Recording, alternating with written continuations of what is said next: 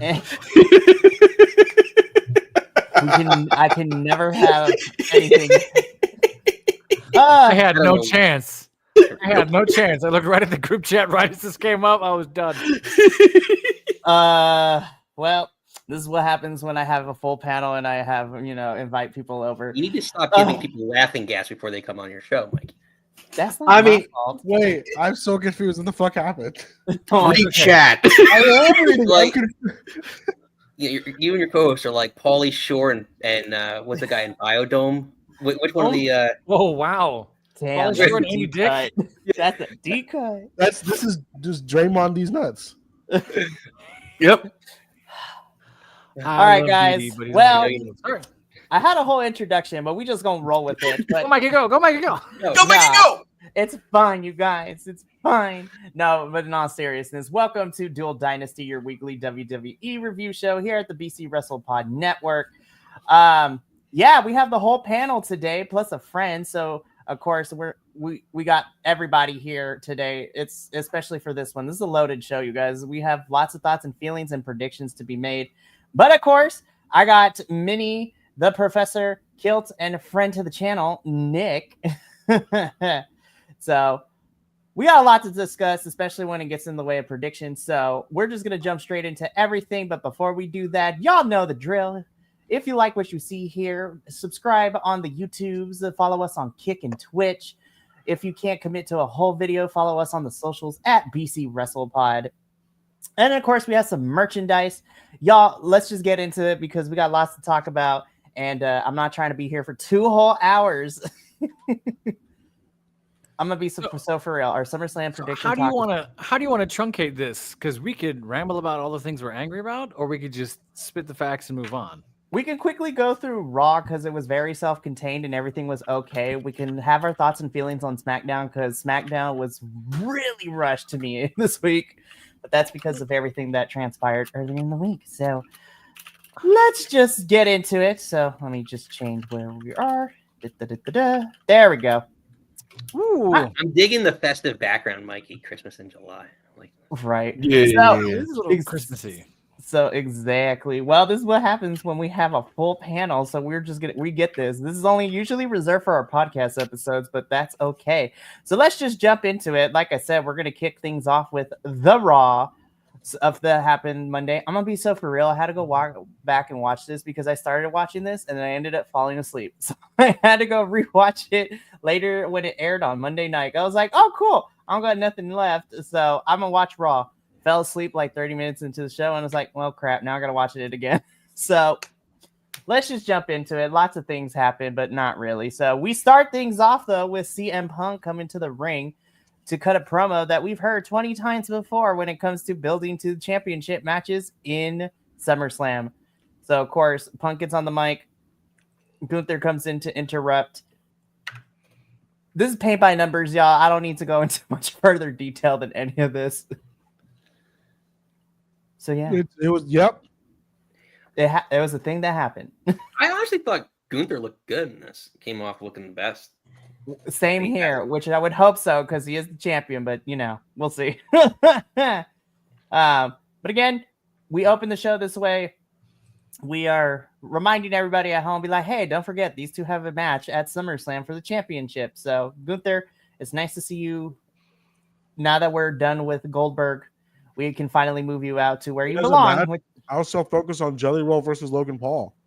We're going to get to that when we get to SmackDown. That hurts my soul. Goldberg's still running his mouth upset about all kinds of things. Another one came out this morning. He went on some other interview thing, and he was just all upset about how WWE did all kinds of things. And it's like, they bent over backwards to give you something nobody wanted. Man. What are you doing? I don't know. It's weird to me. It definitely is. But again, I was like, okay, so we'll get probably one more promo and a confrontation this upcoming week as the go home angle. So, sure. But we move on though, because Stephanie Vaquer is backstage. Byron interviews her about, again, she has a guaranteed championship match at the Clash in Paris at the end of August, but she's waiting to see who walks out. But Naomi comes in, interrupts and stirs the pot a little bit, telling Stephanie that she still can't get one over Io. And so she's like, it doesn't matter because whoever walks out as champion, I'm ready for them. But again, Naomi's just stirring the pot and being kind of cray-cray, and we're here for it. Not going to lie. So we're going to talk about you, Stephanie, a little bit later. Banger! That's all I have to say. Shouldn't. I'm upset with this. It was totally a bangers and mash match. Why does Rusev have to take a loss right now? I don't know. Everybody, I don't know. That's Triple H. That's Triple H's response is like, why not? Like, I mean, and I worry that he came back the week after WrestleMania, just like Aleister Black, and I worry the same thing's gonna happen to Aleister Black. He should be a main eventer on SmackDown. It's the same exact thing. It's like they shouldn't be taking, and Aleister Black's already taken a loss, but he shouldn't be taking a one-on-one loss this early. Like, there's no point. I mean, this is like what his second match since he came back. third, yeah. And Aleister Black has already been in like 5 to 6. Yeah. 3 of which was with R-Truth. I didn't see, I saw the highlights of this. It looked cool. I had no issues with the highlights of what I saw. I'm being told by folks that this sort of aura of Rusev is kind of diminished and gone because they haven't used him. Is that the general opinion? I feel like that's a fair assessment because he came back. We didn't see him for weeks. Then he had a squash match, gone for like 2-3 weeks, and then he entered a feud with Sheamus now. So I was just like, what are we doing? They did the same with Alistair and or Malachi Black. They just kind of let them tread water for months and got spooky for a week or two, and now wearing a suit and tie, beating up Damian Priest. Like, I don't know where we're going. Yeah. Yeah. Nikki seems to think that that Rusev and Sheamus are going towards a bar type reunion type deal, like what he had with Sheamus and Cesaro. What was it, like 5-6 years ago? And that they're going to put them together as a tag team. I mean, sure. I'm like, I don't know if I'm down with that, but Me either. I'd hate it. I was like, yeah, not but everyone that's needs to kind be of a the tag team. I could see why she thinks that. That's kind of the script, right? Like that's safe, Yeah. but yeah. Listen, the Raw, you do not need to create more tag teams. You need to actually establish your tag team division. Like, I don't know what we're doing, but Nothing. whatever. Absolutely nothing.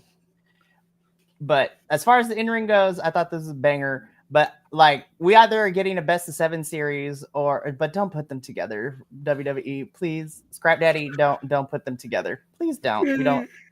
Sheamus and Rusev do not need to be in a tag team. I don't care if you think it works. We don't want it. At least I don't want it.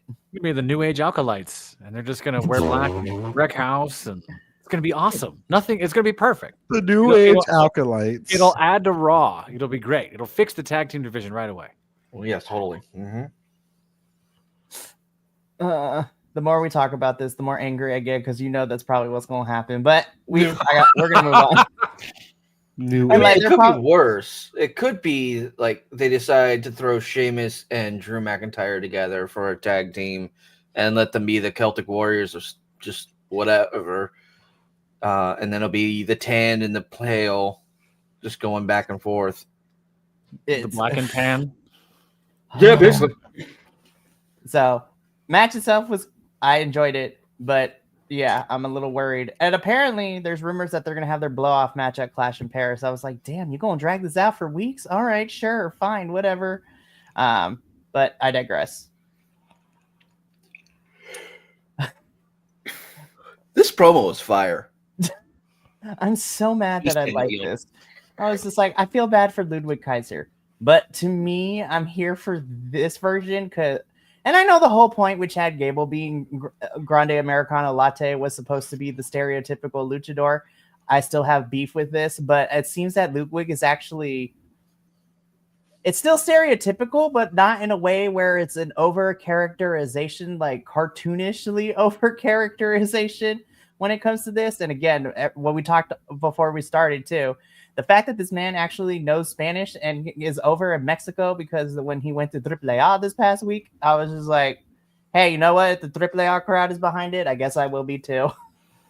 I mean, he might have just snatched this character from whoever Chad. it was who had. He might have taken it right from him, right? Like this is It was really well transitioned. Like I saw the video of him coming out to the crowd and singing in Spanish with them, and I'm like, okay, they kind of fumbled initially with Grande Latte. Now they got what are we calling this version? So I don't know, Grande Americano Mediano or Mediano. or actually Aliman. because he's very tall. This is Grande Americano Venti. Venti. There we go. This is Venti Americano. It goes to Sheamus and then it's Trenta. Like it just keeps going bigger and bigger. It's Trenta. Somehow Great Khali comes back. Oh no! Double Trenta. Yeah. Lord have mercy. But He's Omos. this is the setup because Not Dragon Lee. Omos, no. Well, Omos be killing it in Japan right now. Not gonna lie, you guys. But Dragon, after being interviewed by Byron Saxton, Dragon Lee has beef and they start fighting with each other, which is gonna set up things for later. So this is all that this kind of set this up. Raw. I already figured this was gonna happen, but we get a Can They Coexist tag team match for the championships later this evening. Bayley gets a champ. Bayley just asked for a tag team championship match, and she asked for Lyra Valkyria to be her partner. And Lyra's like, "Girl, what? Like, why?" It's just like, "Same, Lyra, same." This pictures. It's almost like Bayley just said, "Hey, what's up? Let's be tag teams," and then crop dusted and walked away. Because it's like that's the face I make when someone cropped up. Like, are you serious? I'll see you in the ring. And then just walks away. This is Basically. this is my whole beef with everything. Like, again, there might be something happening that we're not aware of when it comes to SummerSlam, but the fact that this is the second big PLE this year that Bayley has not been on this card in some capacity blows my mind. And we talked about it last week. She's come out and said, I don't know what's going on. I'm not sure why they're not using me. I'm not sure why I'm not in this. Like, she's dodged it because people are asking her directly, which puts her in a tough spot. Yeah. But unless we're turning her back heel or something, I was just like, I think that's what's going on. That's what I'm hoping so? it is. Yeah, well, if we can get Rich later, but like she came out after SmackDown recently, and cut that promo up not being used and the BS and everything else. So I think she's turning on Lyra again, and like she's gonna cost Lyra the match at SummerSlam. What about Dermage Couture? They're done. They're done. We haven't directly been told this, but they're done because Asuka and Kairi are the Kabuki Warriors. Io is in the championship scene, and Bayley's over here. So, and with Dakota Kai being gone now, so it's just like Damage Control is officially retired. So yes, Damage Control is so effective; it is no longer there. Those poor girls, they tried to make it work, but they were given zilch to zero to nada, and people getting hurt also didn't help either. Alrighty, but we're going to talk about Lyra and Bayley a little bit later because right now they're actually pushing LWO, and I'm excited, but also very worried at the same time. I was just like, I forgot they existed. Yeah, I'm gonna be so for real. I was just like, they've been gone for like months now, but we get this number one contender triple threat match to see who will face the Judgment Day for the tag team championships at some point. This is the New Day, all black, everything. Taking on the Forgotten LWO versus the Creed brothers of American Made, aka our condiment siblings. Yeah, the Mayo brothers. It's Hellman's and Miracle Whip. I will just say this. I don't know why. I was just like, I need WWE to realize when you let LWO off the leash and just let them do the things that we know that they are capable of. They are very entertaining, and you could push them. You could put them over, but because they're stuck in not even the LWO, unfortunately, now I'm calling it the Rey Mysterio faction because it's more about Rey than anything else. Even in his absence, I'm like, I was like, he's not here, so I was like, sorry, boys, we ain't gonna put you on television because Rey's not here. I'm like, bro. I'm saying, and that's a whole other op-ed piece you can watch about that later sometime. I'm probably gonna make about it. But hey, LWO wins. I'm excited. But also, this probably is not going to amount to anything either, as we have seen in the past. LWO will become relevant again, I think, if they actually, as a stable, when Dom Mysterio is the head of that group. Sure. That would be a nice change of pace. I was like, I love you, Ray, but we don't need to make you the figurehead of all these Like, Latin have them at some point turn, like, again, when you eventually go back to that feud, have them turn on Rey Mysterio to join with Dom. Ooh, heel versions. I'm here for that too. Would be interesting. Yeah, I don't hate that. I mean, they can be. We saw them heel-ish when the first incarnate of Legado del Fantasma was, these two with Santos. So yeah, LWO win. I'm excited. They're probably not going to win, but it is what it is. So we're going to take what we can at this point.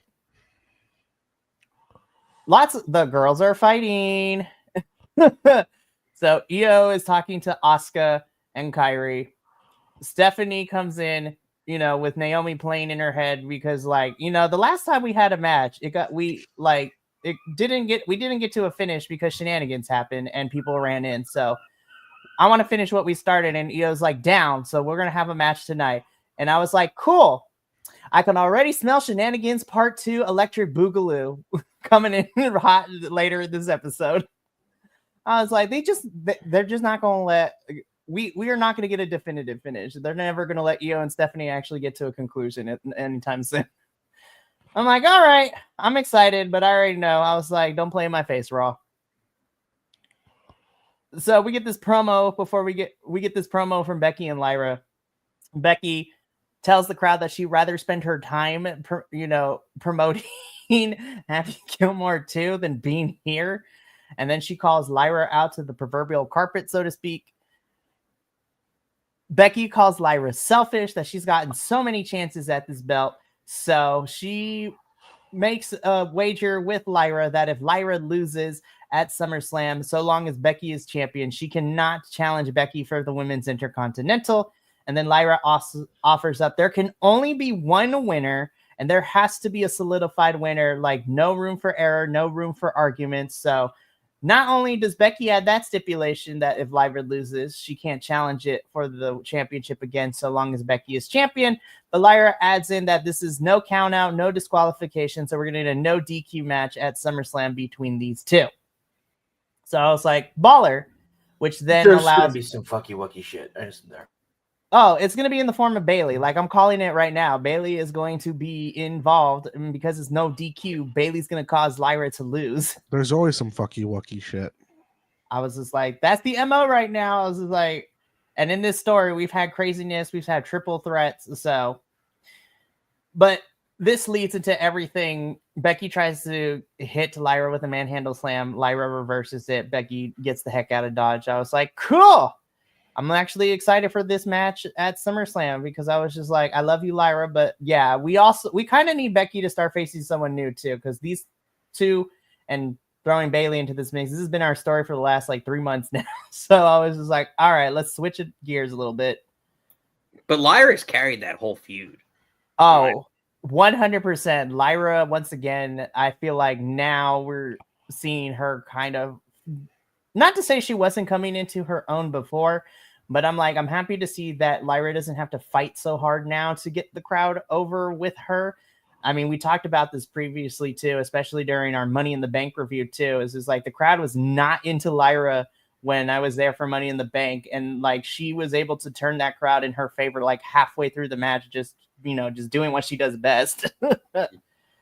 But I'm calling it now. We're going to put a pin in this. Bayley's going to get involved on Sunday and cost Lyra the feud in the title. And then those two can fight for a little bit while Becky goes on to fight somebody else for a little bit. So, but WWE, I'm angry that this is how you tell us that we finally get the split from Grayson Waller and Austin Theory. I was just like, I know he injured, but y'all couldn't have done something where Grayson Waller beat up Austin Theory. What's T? I was so mad. I was like, this is how we find out. I was like, this is really? That's how they're doing this? Yeah, off screen he said, "Oh, he's hurt, so I don't have to carry the dead weight around anymore." Like what? I was like, what the? They've been teasing this for over a year, and this is how you do it. That's kind of dumb.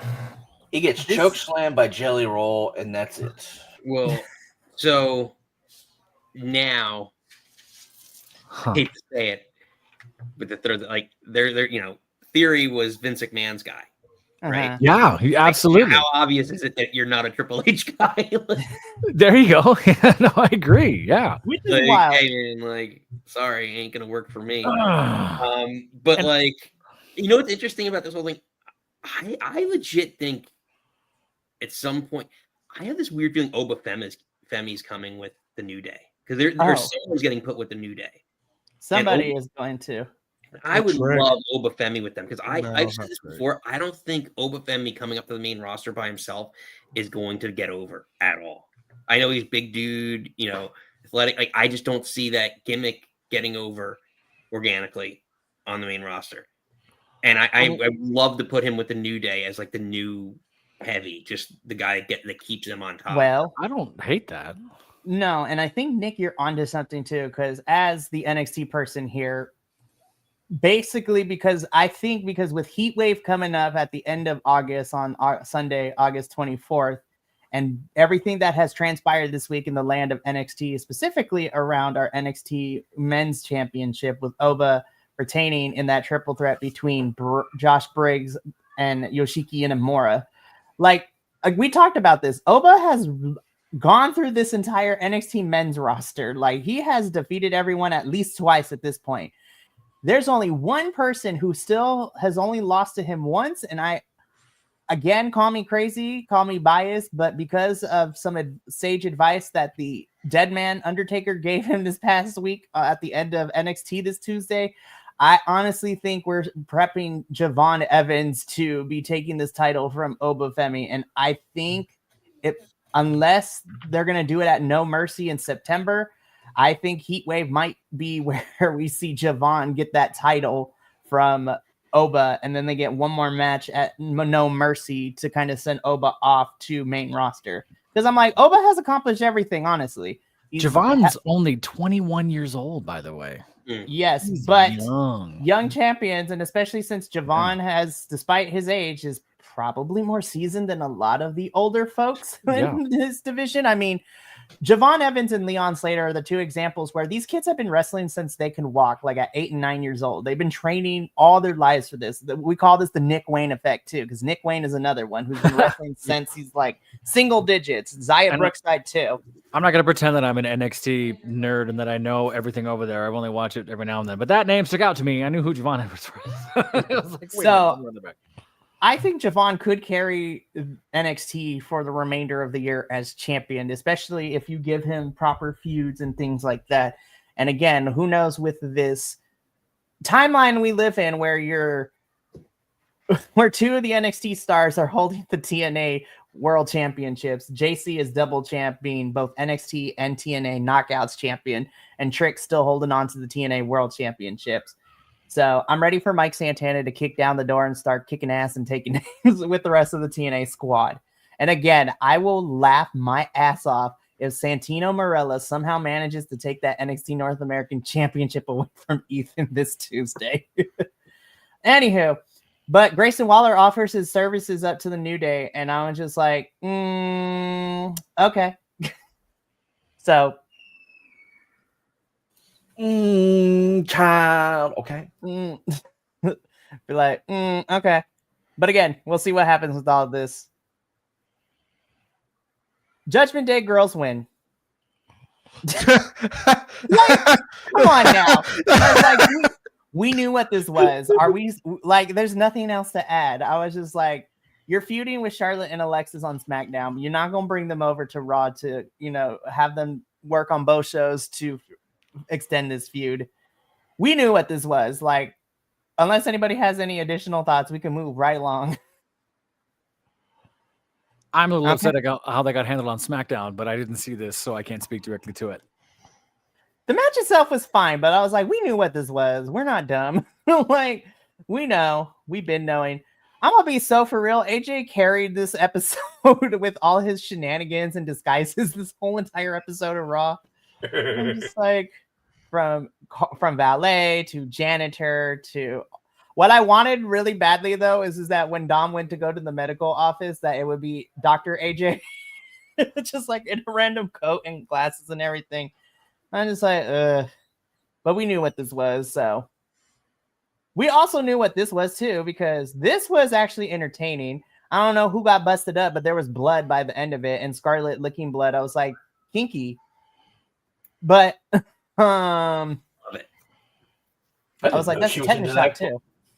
This also screamed, this is how we're going to get this blow-off match at SummerSlam now, because the SummerSlam match was announced before we got the development. Mind I add you. I was just like, we learned about the card for Saturday and Sunday SummerSlam before Monday Night Raw, and this was the storytelling. I was just like, well, I saw that coming. I was like, storytelling be damned, I guess. It's tough when we'll talk about when we get to picks. Like, you look at that whole Saturday card, and these two are just at the bottom just because. And I'm like, that's unfortunate. I like both of them. I think they could do something cool, but they are. It just, you can't help but feel like they're an afterthought. Yeah, unfortunately. Karrion Kross wins this one, so now we're 1-1. So we're getting this blow-off match at SummerSlam. I'm gonna be so for real, as much as I love these two, unless they add some sort of stipulation and be like, I don't care about who wins this feud. Right, because Zayn got the win on the pay-per-view, right? Yeah, Zayn won at Night of Champions. Karrion won here on television. So as much as I would love for Karrion to win, they have built Sami Zayn to be this underdog that he is no longer one, might I add. I feel like we need, I know it's an easy character trope for Sami to fall back into, but I was like, Sami, you have been here long enough. Like, I don't think we can call you an underdog anymore. Like, you have been established here on this main roster. It's not like you just came up from NXT like less than a year ago. You call him the overdog of the undercard? Yeah, exactly. He's the overdog of the undercard. So yeah, I really want to hear an announcer really lean into that. The underdog of the overcard, like make that the big Sami Zayn. Sami Zayn.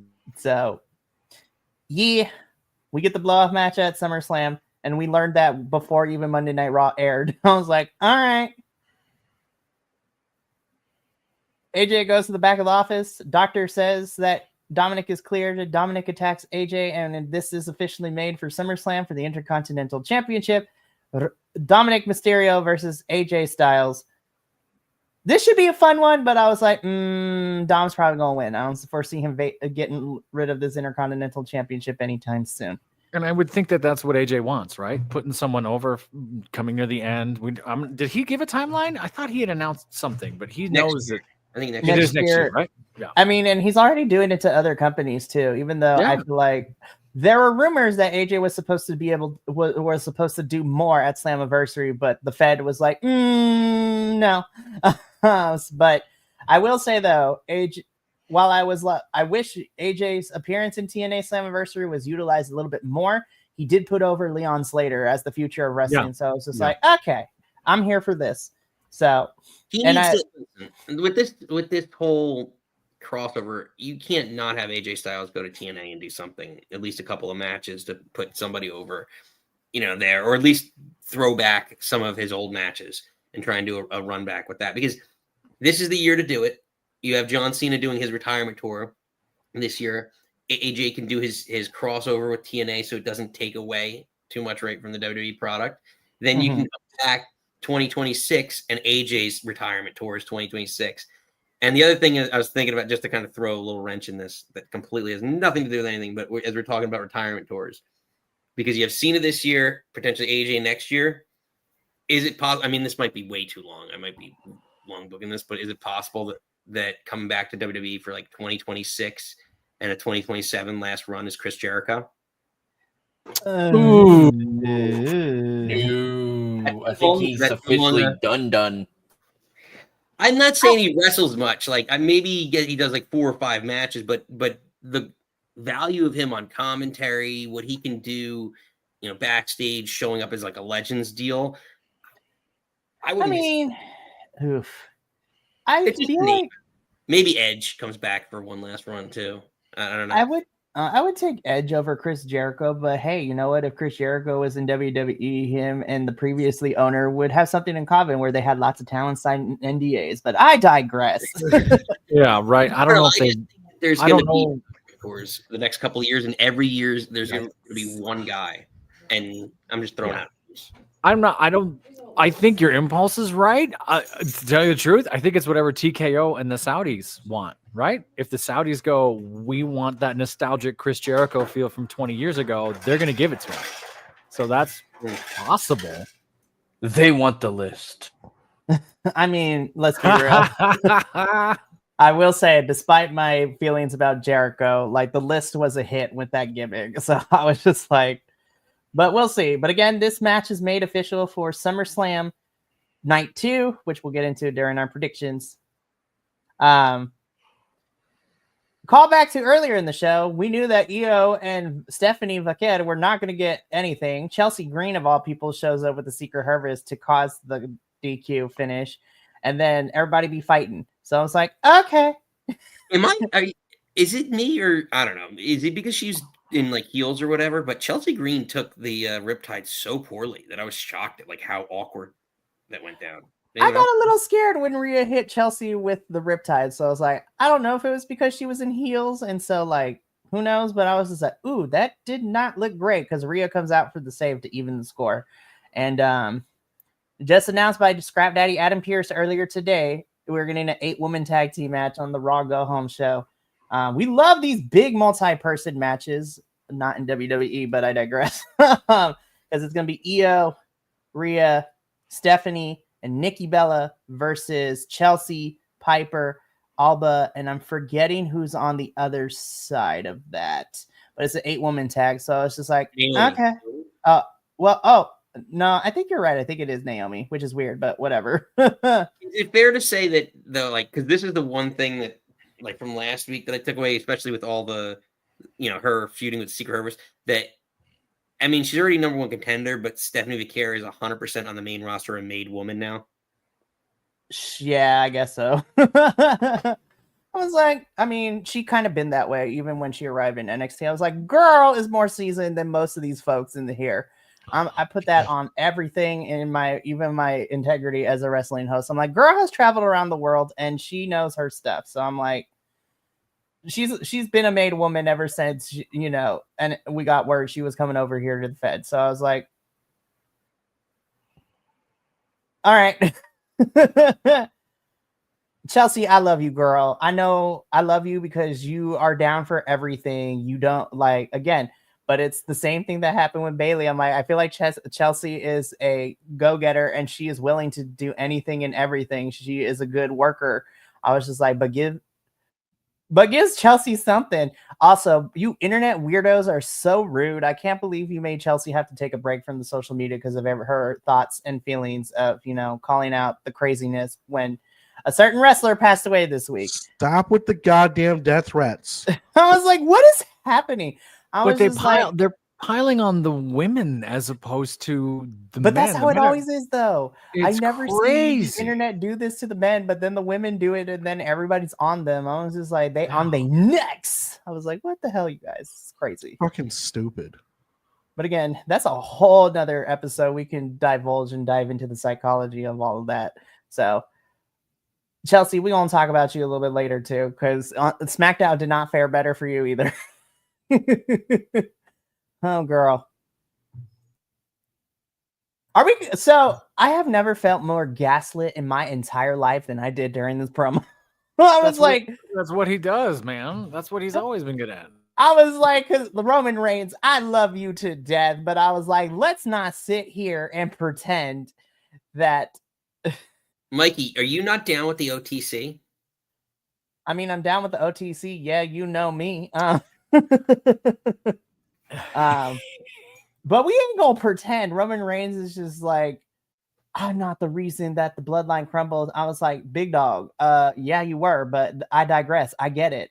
Whoa. Watch for the big dog talk. It isn't like being talked like that no more. True, because Bronze Breaker is taking on that moniker out here looking like a meme. And I was just like, fire your spray tan person. We've talked about this before, Bronze Breaker. I was like, what is this? I was like, anywho. I gotta throw this out here. Go for it. Because Nikki disagrees with me on this 100%.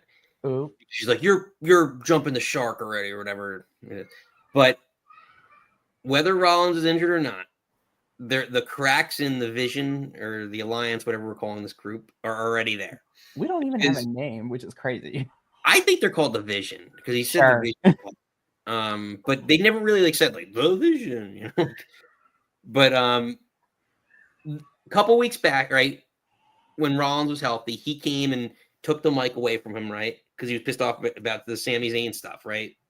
When Sami Zayn got injured, when they originally took him out. And he's just like, I'm pissed off, whatever. And then that was like him cutting off Rollins because if Mike was supposed to go to Rollins, then he cut himself off.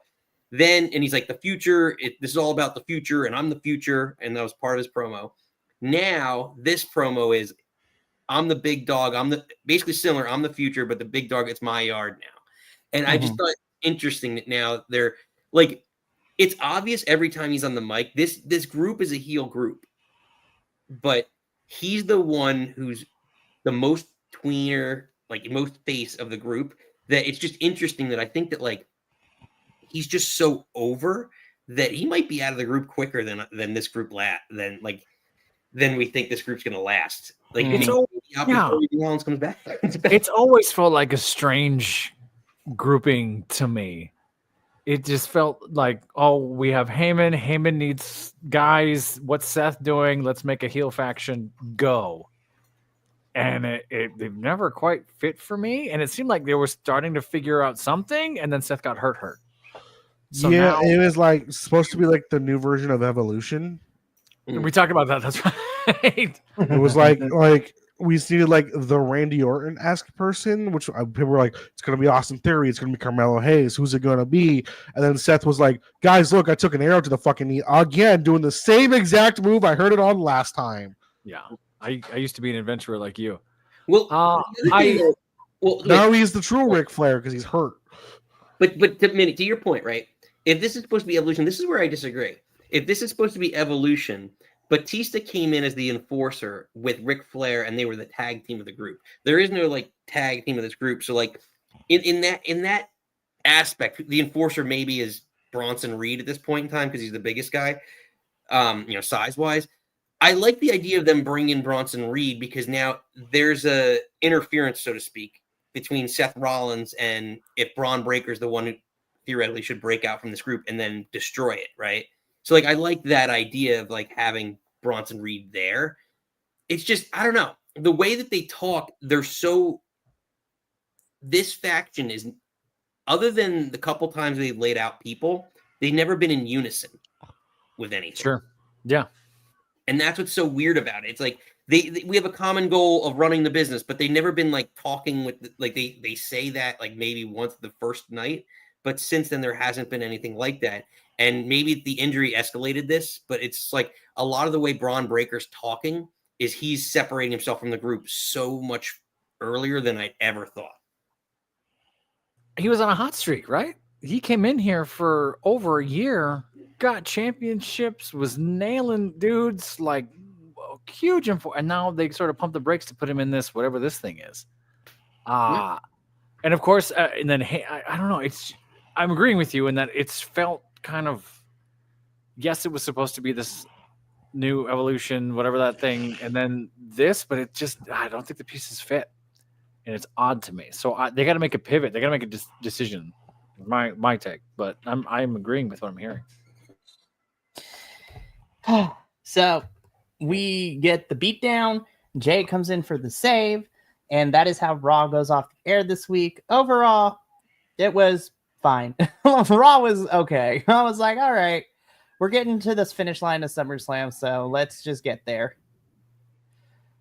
Okay, we can talk about SmackDown in like 5 minutes. I think. Because that's how they felt with SmackDown this week. It was just like this is one of the SmackDowns we wouldn't even touch a couple years, like when we first. No, we would not have. If we were on the mini scale, anything less than 3, this was a 3 out of 10. Let me get the actual. Where's the numbers? There were a yap in a 120-minute show. There was 34 minutes of wrestling, and I'm counting the 5 minutes of the melee at the end after the match itself. Huge gap. Was wild. At one point, there was a 43 minutes to the first match, and then there was a 30-minute gap, at least on YouTube TV where I was watching it on. And then there was a 6-minute commercial. A 6-minute commercial. And then the women's match. Like, what are we doing with horrible, horrible, horrible. Yeah, you can tell that because they decided to insert lots of videos about, people talking about Hulk Hogan and all of that. It kind of made everything felt rushed, in my opinion. That's where I'm at. But speaking of which, let's just get this out the way too, because the internet has been on fire with everything from this week about this man's passing. So let's just get into it. So SmackDown kicks off with a 10-bell salute for Hulk Hogan. The whole entire roster was there. Shout out to Wyatt Six, still keeping to the gimmick. Just like, especially Uncle Howdy still in the full mask and everything, which was great. But we are going to summarize my personal feelings, and I don't care if people come from the internet, because I've had this argument with a bunch of people this whole entire week and my stance doesn't change. So we're just going to summarize these 4 individuals because their faces summarize everything to me right now. So Wade Barrett's just like, I'm here. All those Me faces. first. Me first. I want to go first. Can I go first? Sure. So Okay. So, Pilts, give me your thoughts on Wade Barrett. Like, what is Wade Barrett? I got a fart. Oh, a little came out. All right, let's go to Angel. Let's go to Angel Garza. Was that me? Please tell me that wasn't me. I think I did it. Now let's go to Julia. All right, which one of these fat fuckers just farted? And then finally, let's go to Jacob Fatu. I'm a gangster. He's just off in his head singing. Oh, I thought that was all my gas, no brakes. He's just saying all gas, no brakes all day. Yeah, it was all my gas, no brakes. All my gas, no brakes. But these 4 faces are like the ever. Look at R-Truth back there, though. Look at R-Truth is just like. It's just like. I'm not going to say the word, but he's just like this. Are we really here for this? Is what this is. He's in the back of the beanie, I think. No, wait. Actually, no. R-Truth is thinking, wait, how's Tommaso Ciampa over there and over there? You damn Houdini. Tommy Dreamer. Is that little Jimmy over there? And yes, Tommy Dreamer was in there. Tommy Dreamer was in there? Yeah. It is. I don't hear. Okay, so all to say this is the reason I put this picture up, and we're kind of making fun and talking about these faces that are being made and making light of the situation. Is I can't speak for the rest of my constituents, but I understand, especially in the 80s with some of our older folks here, especially our older hosts of the BC WrestlePod who've been around during the 80s while wrestling was the thing. No, too. no, I wasn't. I was there last century. I saw it. Well, I was there. He wouldn't be mad for saying this, but I'm talking about mostly about like Will and JT, who are one of the 2 elder statesmen here at BC WrestlePod, who were alive during this time and actually could remember the things.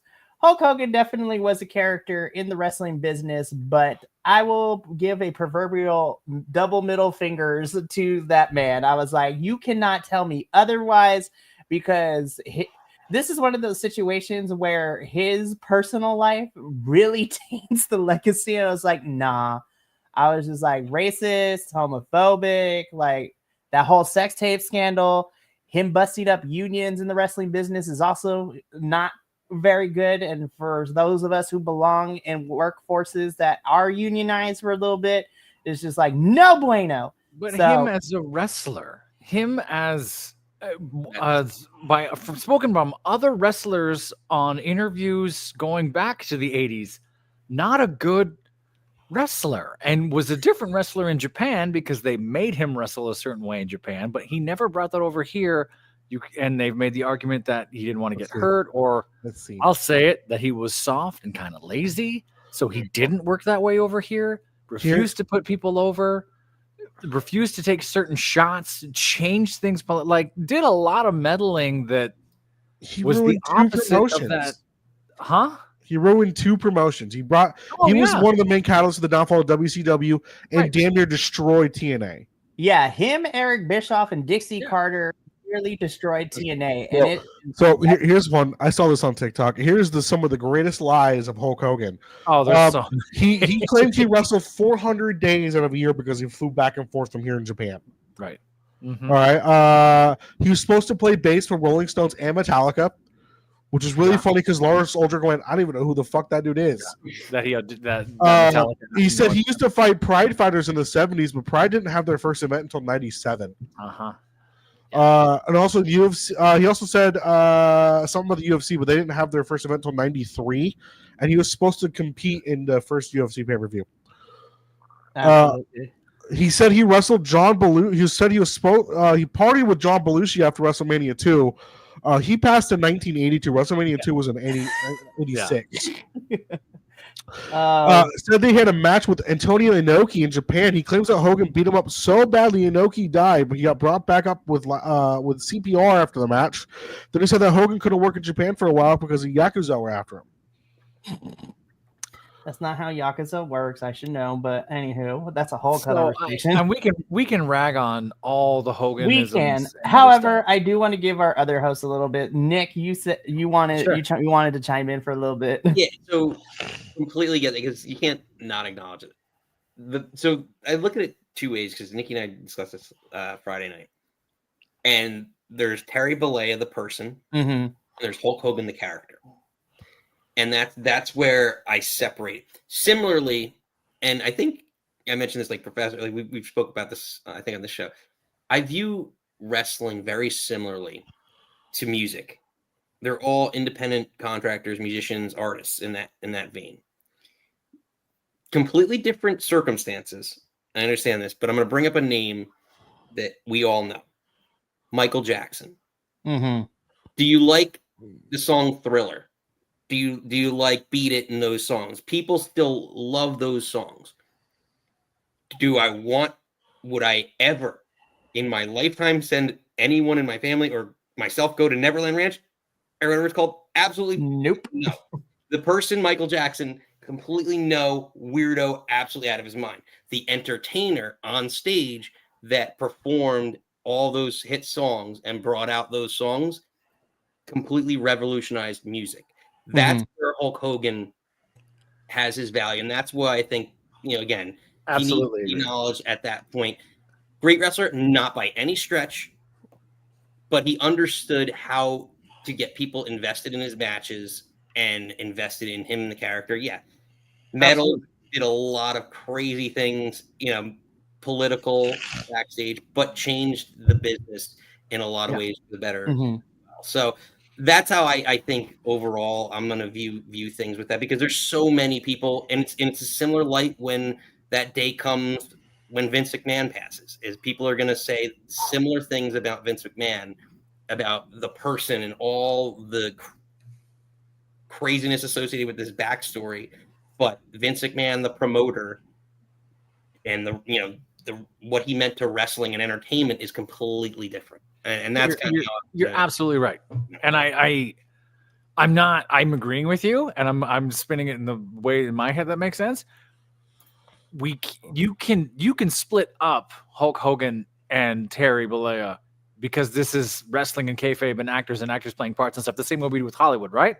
We're sort of like, I love the character so and so plays, but I know behind the scenes they're a horrible person, or they treat fans like this, or whatever else, right? But I'm a fan of this movie or that movie or this thing. Or I think with the Hulk, and since we're wrestling nerds and we're biased, there's a little bit of it hits us harder or deeper or differently than I could disassociate with Hollywood people because of whatever reason. But everything that they were saying in the tribute is kind of right? Like wrestling would not be what it is without a Hulk Hogan, without that cartoon supernova that exploded in 1980 and then took 1980 to 1991, everything to new heights, and everyone made their monies or did everything else. And as children, we're oblivious to the fact, right? I had a Hulk Hogan t-shirt. I had two of them. I had one that I ripped, and my dad was pissed because in 1980s, it was like a shirt. And I tried to be cool and went, oh, I ripped it. It's like, yeah, what are you doing? Like, I had the toys. I had all those things.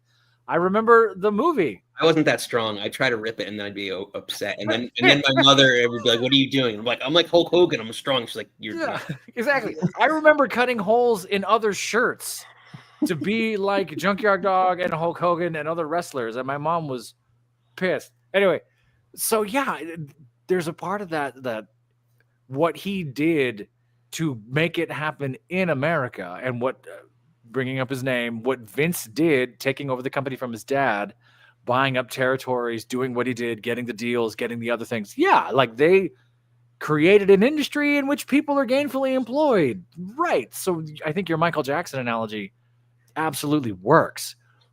The only thing I'm not pushing back. The only thing I'll add is both things have to be true.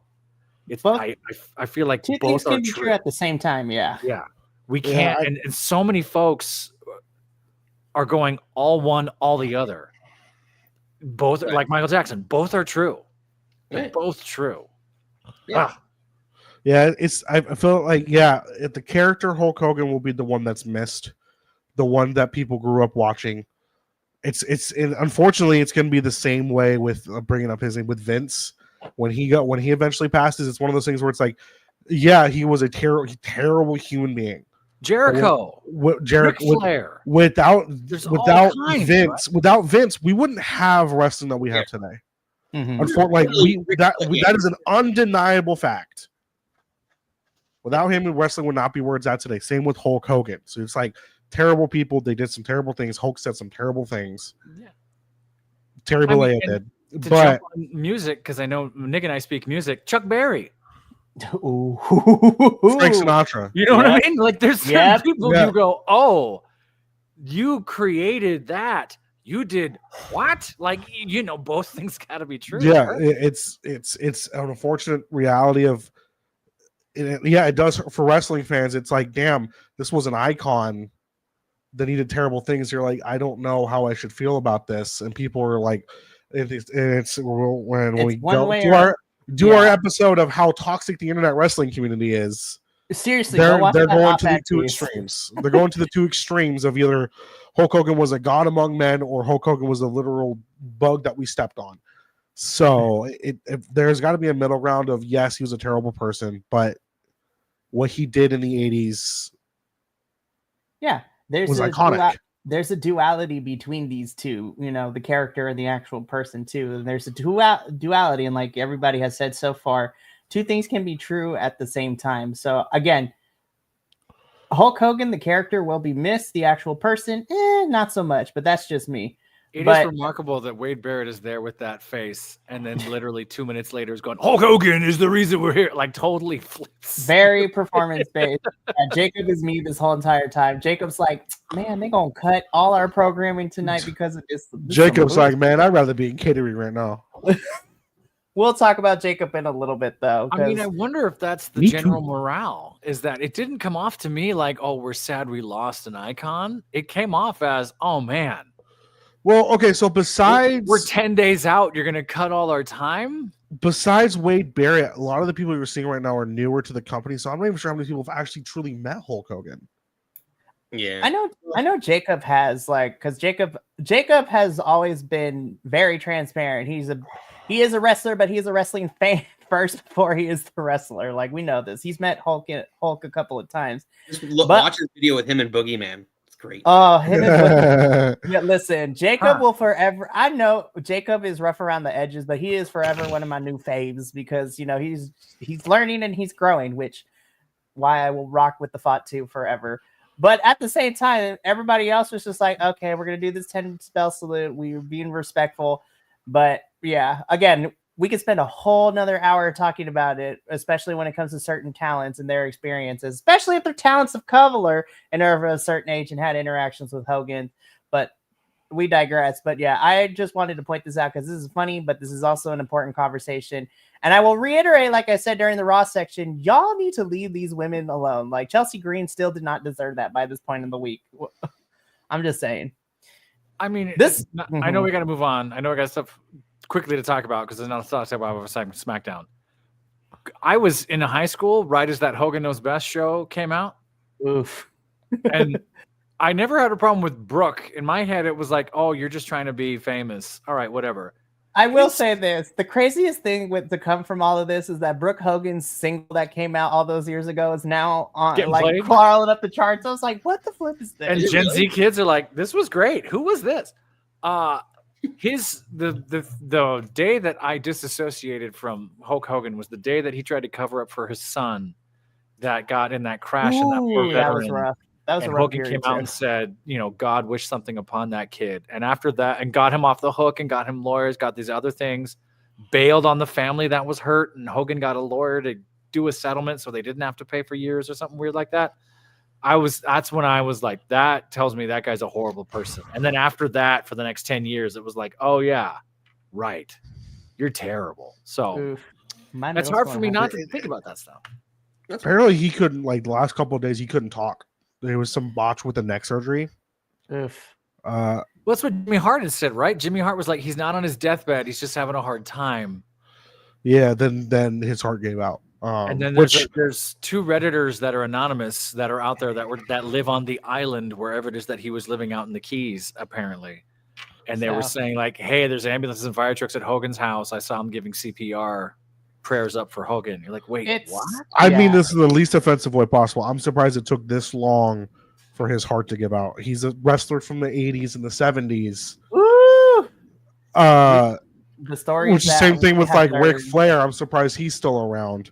But I mean, Ozzy lived till 70 something years old. So I mean, Yeah, smoking cigarettes and eating bats. It's He a lives roast. forever. eating bat. He did every drug known to man, and and we all know he denied it adamantly for years. We all know Hulk Hogan did steroids. Did you see the biopic? Did you see him? When he was Lord like, I used to have be a bass mercy. player and now I'm going to go be a wrestler. And the next photo is him totally Jack, different. yeah, I'm generally like surprised his heart lasted as long as it did. Go, Nick, go. Yeah. Nick tried to say something. Go, Nick, go. No, I just said he just trained, said his prayers, and took some vitamins. Just Oh my god! His, On that note, we are gonna move on with the rest of SmackDown because we could be here all day. But we got predictions. yeah, to we make gotta talk later. about 35 minutes of wrestling. We're going to talk For about all real. the SmackDown, Mikey, but What- it's so bad, Mikey. We're just gonna do the greatest hits of this because that's how this came about. So we got Okay, I'm gonna admit though, his black hole slam looked pretty Yeah. decent. No, the Mikey, Black Hole no. Slam was awesome, Yeah. but yeah, we like this was a whole segment after the 10 Bell Saloon. We literally get a SmackDown version of the Impulsive podcast right here, Jelly Roll. And Jelly Roll comes in, talks some stuff. Drew McIntyre backs up Logan. Jelly Roll's like, oh, you thought I came alone. Sings Randy Orton's theme song for a little bit before it hits. Brawl breaks out. Jelly Roll and Randy are standing tall by the end of this. That This Black was Hole Slam, though, 19 Jelly minutes. Roll. This was 19 minutes long. I was texting you this morning. I was so... It's okay. I love it when y'all get more press than a panini because it makes me feel validated when I feel like crazy like this sometimes watching wrestling during the week sometimes. I And just this don't isn't go for it. a whole tag match with Jelly Roll being the That's what I'm saying. We could have just gotten Drew and Randy by themselves. But whatever. We move on. Yo, these fits be fire though. I'm not gonna fly you guys. These fits be fire. So this is a quick video package that we get with Andrade and Rey Fenix. You know, they got their match coming up in the main event for the tag team championships, but I'll be like, these fits be fire. And I was like, yes. I wouldn't mind a trios with these two and Ed Penta. I was Yes. thinking the exact same thing. Exact same thing. I said that last week. I think it'd be amazing. An actual like Latino force that's not a joke. WWE. Yeah, Don't like, mess this up. Latino Force One. Make them the heel, like the actual heel LWO. That's what. Yes. That'd be great. But yeah, these fits be fire. I was like, y'all, I'm never gonna hate on Rey or Andrade. Alexa Bliss, you are a champion, busted up this whole nose in this match. I will say though, it's because I feel like she busted her nose in the middle of this. Like it got sloppy a little bit in some parts because of the busted nose. She's like, I gotta finish this match, but also I'm bleeding from my face. She took 2 shots. Somebody Oh. tweeted about her, like Alexa Bliss needs to go back home and watch her kid. You know, she's a sloppy wrestler, hurt her nose, and she went, actually, I bring my kid with me though, but thanks for the feedback. Go home. Alexa Bliss with the clapbacks. We love her. I didn't catch the second shot. I know the first shot they were saying it was somewhere in the middle. She got bumped and it wasn't bleeding yet. And then after she jumped out to save Charlotte, it was bleeding because she fell funky trying to save her nose and actually bumped it a little. Total pro. Did not deserve to get cut. I could have watched this another 3, 4, 5 minutes. So Roxanne ends up picking the win, though. So the teams are even 1-1. We get a blow off at SummerSlam. Like, that's the best way to put it. So I was like, girls, you did your things with what you were able to do in the time you were given. This was a whole segment. Like, it was wild. First, it was like, all right, guys, like, we had these as different segments, but now we got to make it bleed into, like, we got to combine 3 and 4 things into like 10 minutes and go. So we start with Jade Cargill, who talks about her match with Tiffy coming up. She leaves. Chelsea gets interviewed next. She sends the Secret Harvest to go get her coffee. Chelsea begins to talk major crap about Jade, and Jade comes back, beats up Chelsea. We get a whole entire QTE chase sequence in the back to the ring, which then has Jade and Chelsea just go at it in a squash match. Jade hits her finisher for the 1, 2, 3. The Secret Harvest come in to beat up Jade. Tiffy comes in to make the save and end up victorious. Jade picks up the title, is holding it for a little bit. She eventually gives it to Tiffany, but then we get the, obligatory, they both holding the title, be like, they're both faces, but they also want this gold, which is probably going to lead into, can they coexist tag team match this Friday? I was like, we have bled 4 segments in the span of like 7 minutes. I was like, this was a mess, y'all. I'm not going to lie. This is wild. That's kind of what it felt like to me, yeah. So, Yeah.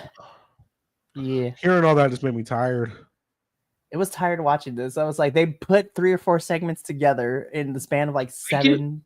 I do like that back though, like the way that they're doing those. What are they called? I'm not gonna say the backshot is the wrong word. It's a definite wrong word. What'd you say? Back shots. Wrong word. What do they call it? The shots from shots from behind are called back shots. Oh, yeah, man. just keep going. Yeah, you're fine. The fuck did I just tune back into? I'm literally, I kind of just tuned out for a second, and I'm like, blah, blah, blah, blah, blah, blah. Oh, look, we're talking about Jade Cargill. And then all of a sudden I hear back shots. What? You're running out of the gutter kilt, man. Did you see that? They were doing back shots in gorilla position. Yeah. I can't wait to Nick's not wrong. Nick's the one who said it. I think I know what we're calling this After Dark show now. Is back shots in gorilla position. Oh, Lord, help us. We have to keep everything dark so that way it looks like an actual gorilla position. Hold on, I have a way to do that. Give me 2 seconds. No, but we digress. Like, I do love the continuous shots we get from. There we go. I'm now in gorilla position. Mikey, oh my God. Admit it, Mikey, you love back shots. I mean, no comment. I like big backs. Anywho, we got to move on from this, though.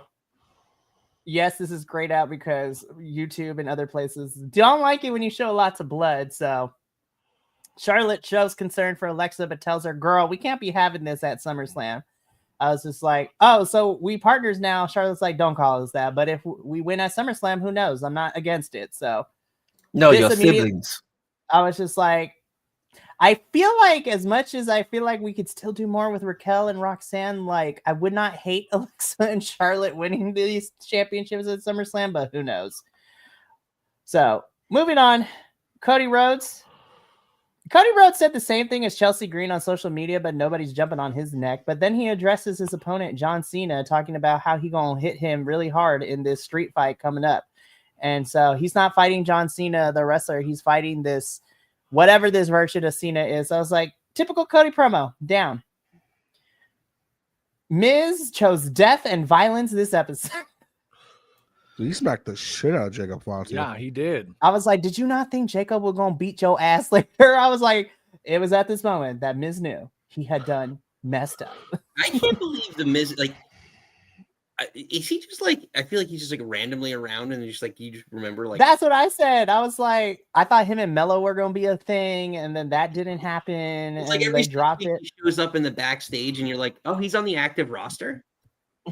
I was like, Miz, I know we're here because this is your hometown, kind of, but like, this was the wrong thing to do because Jacob was gonna dog walk your ass later. Like, it was nice to see Miz, but I was just like, that's another one. What are we doing?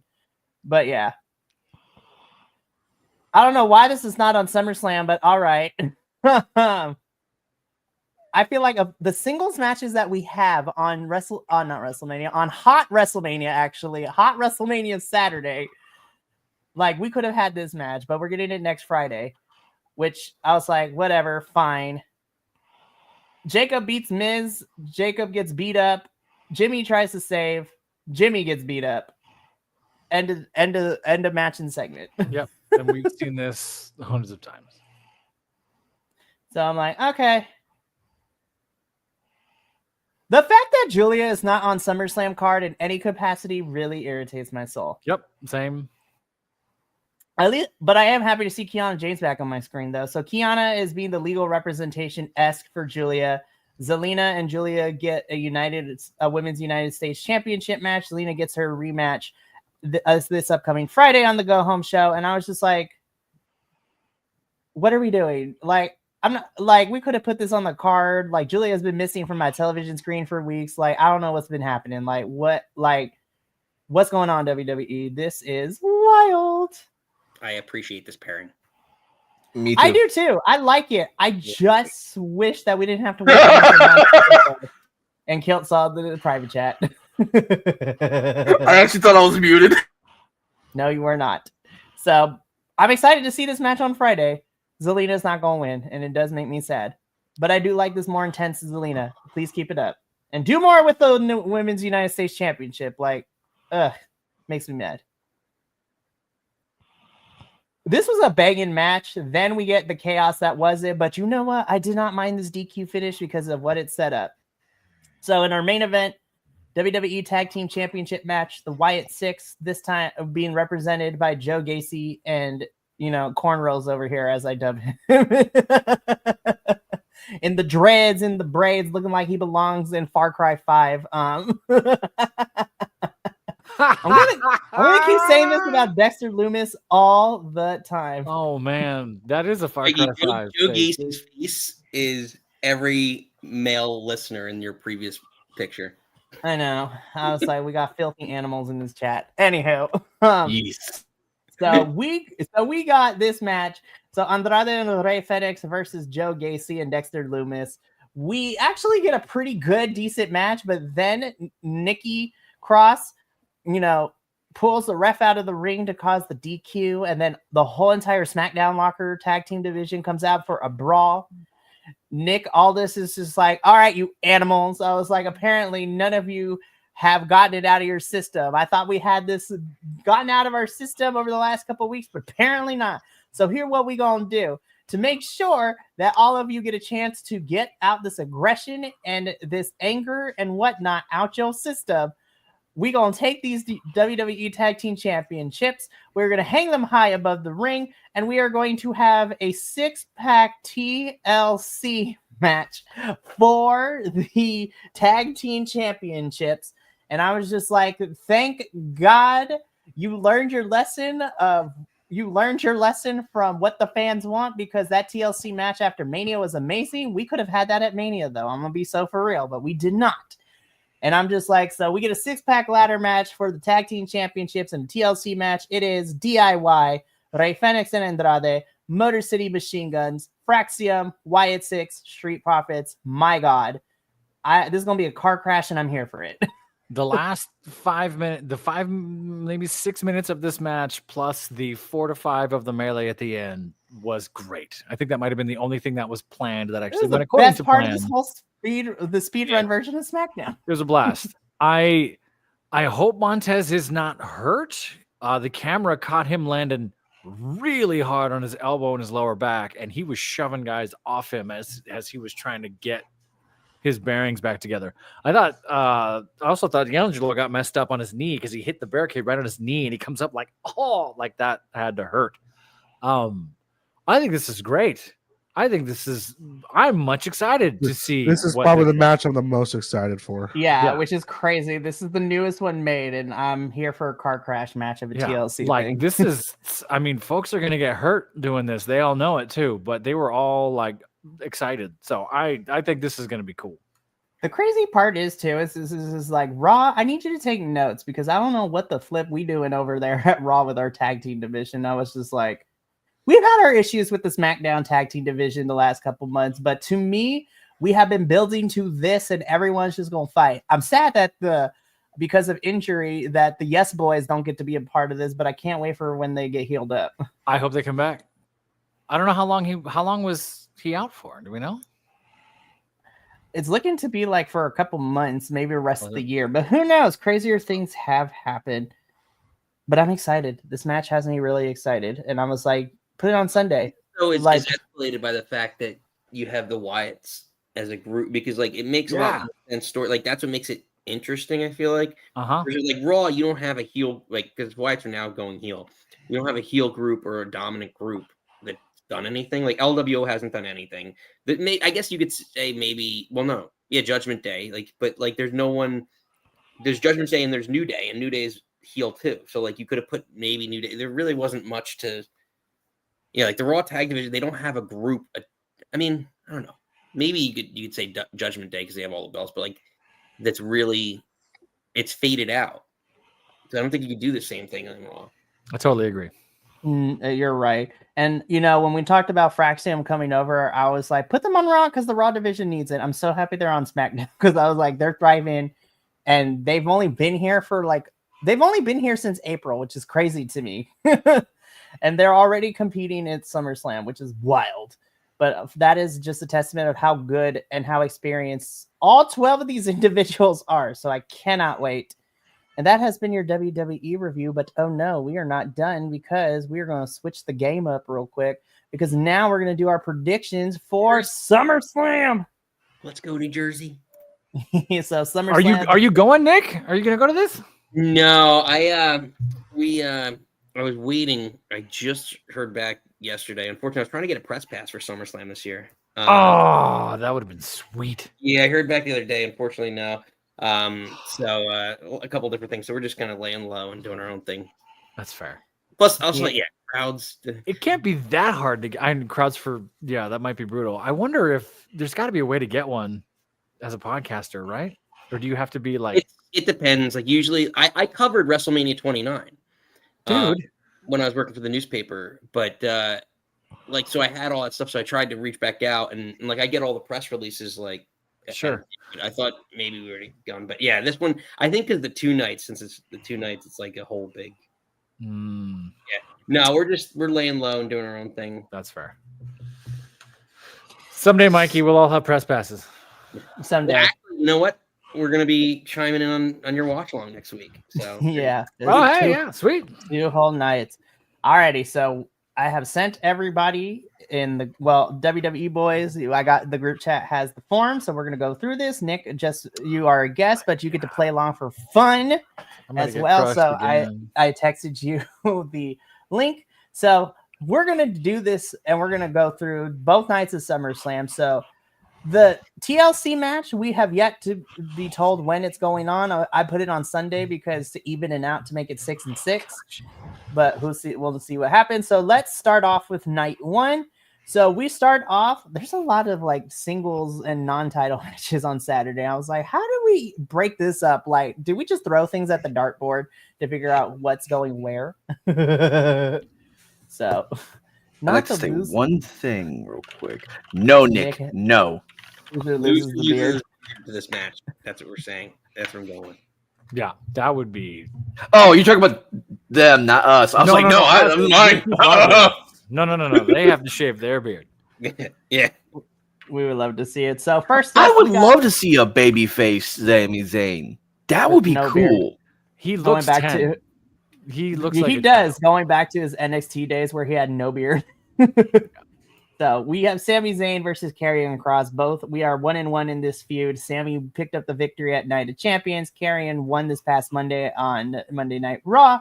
and this is the proverbial blow-off match. The fact that this isn't some sort of stipulation is kind of crazy to me, but it is what it is. It hurts me to say this because I love Sammy, I love Karrion, but they have done diddly to next to nothing with how we're presenting this feud. So it is what it is. As much as I want to see Karrion win, I have to go with Sammy because I was like, they always pick Sammy in these situations. Like when we get these 2 out of 3 feuds, like 2 out of 3 matches in feuds, Sammy always ends up going over. I have yet to remember a time when Sammy has lost, in a best out of 3 type of situation. So, but I could be wrong. So I'm going with Sammy. My heart wants Karrion, but I need these points because SummerSlam is either going to make or break a lot of us. So I'm going with Sammy. I went with Karrion Kross. Ooh. So I feel like it's time to get his push. The crowd wants him. The people want him. Push him. For the exact reason you just said, I'm picking Sami Zayn because they refuse to push Karrion Kross. That's fair. That's also very fair. This is a 50-50. I was like, it's really 50-50 at this 2 point. years we've been like, Karrion Kross is awesome. Let him be funny and cool. Quit doing dumb things with him. And now they're doing mediocre things with him. I don't think they're going to push him. There's something about him that they just don't want to move. Triple H hasn't jumped on it either. I think they keep it Sammy. Kelt, who you got? You know what? I'm going to side with Minnie on this one. I'm going to go Karrion Kross. Woo! Yes. Oh, BC WrestlePods. People are going to pull ahead or people are going to get crushed. Okay. No, I'm probably going to stay even. Kilt, he got hosed at Evolution. It was bad. As long as I don't lose, I don't care. I mean, I won season 1, so I'm vibing. He's just like, we're just fighting not to lose. We still I just don't want to last. I ain't trying to wear no singlet or anything like that.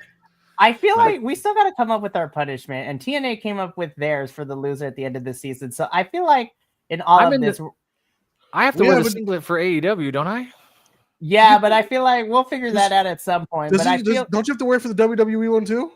Yeah, he has to do it for both. Yeah, probably gotta do it for both. So, but I will say, in TNA, we decided that loser has to dress up like a Hardy, which now I feel like we're all going to tank on purpose because that actually might be fun. I think we do something similar for WWE, but I'm coming up with the greatest thing. I think loser has to dress up as Nikki Bella at the end of this. It's like the whole top entrance and everything.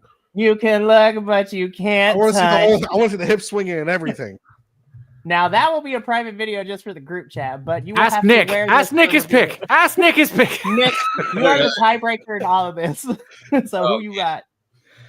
I honestly don't know because Cross won so recently that it's like, and it's on Raw, but Zayn won on the PLE.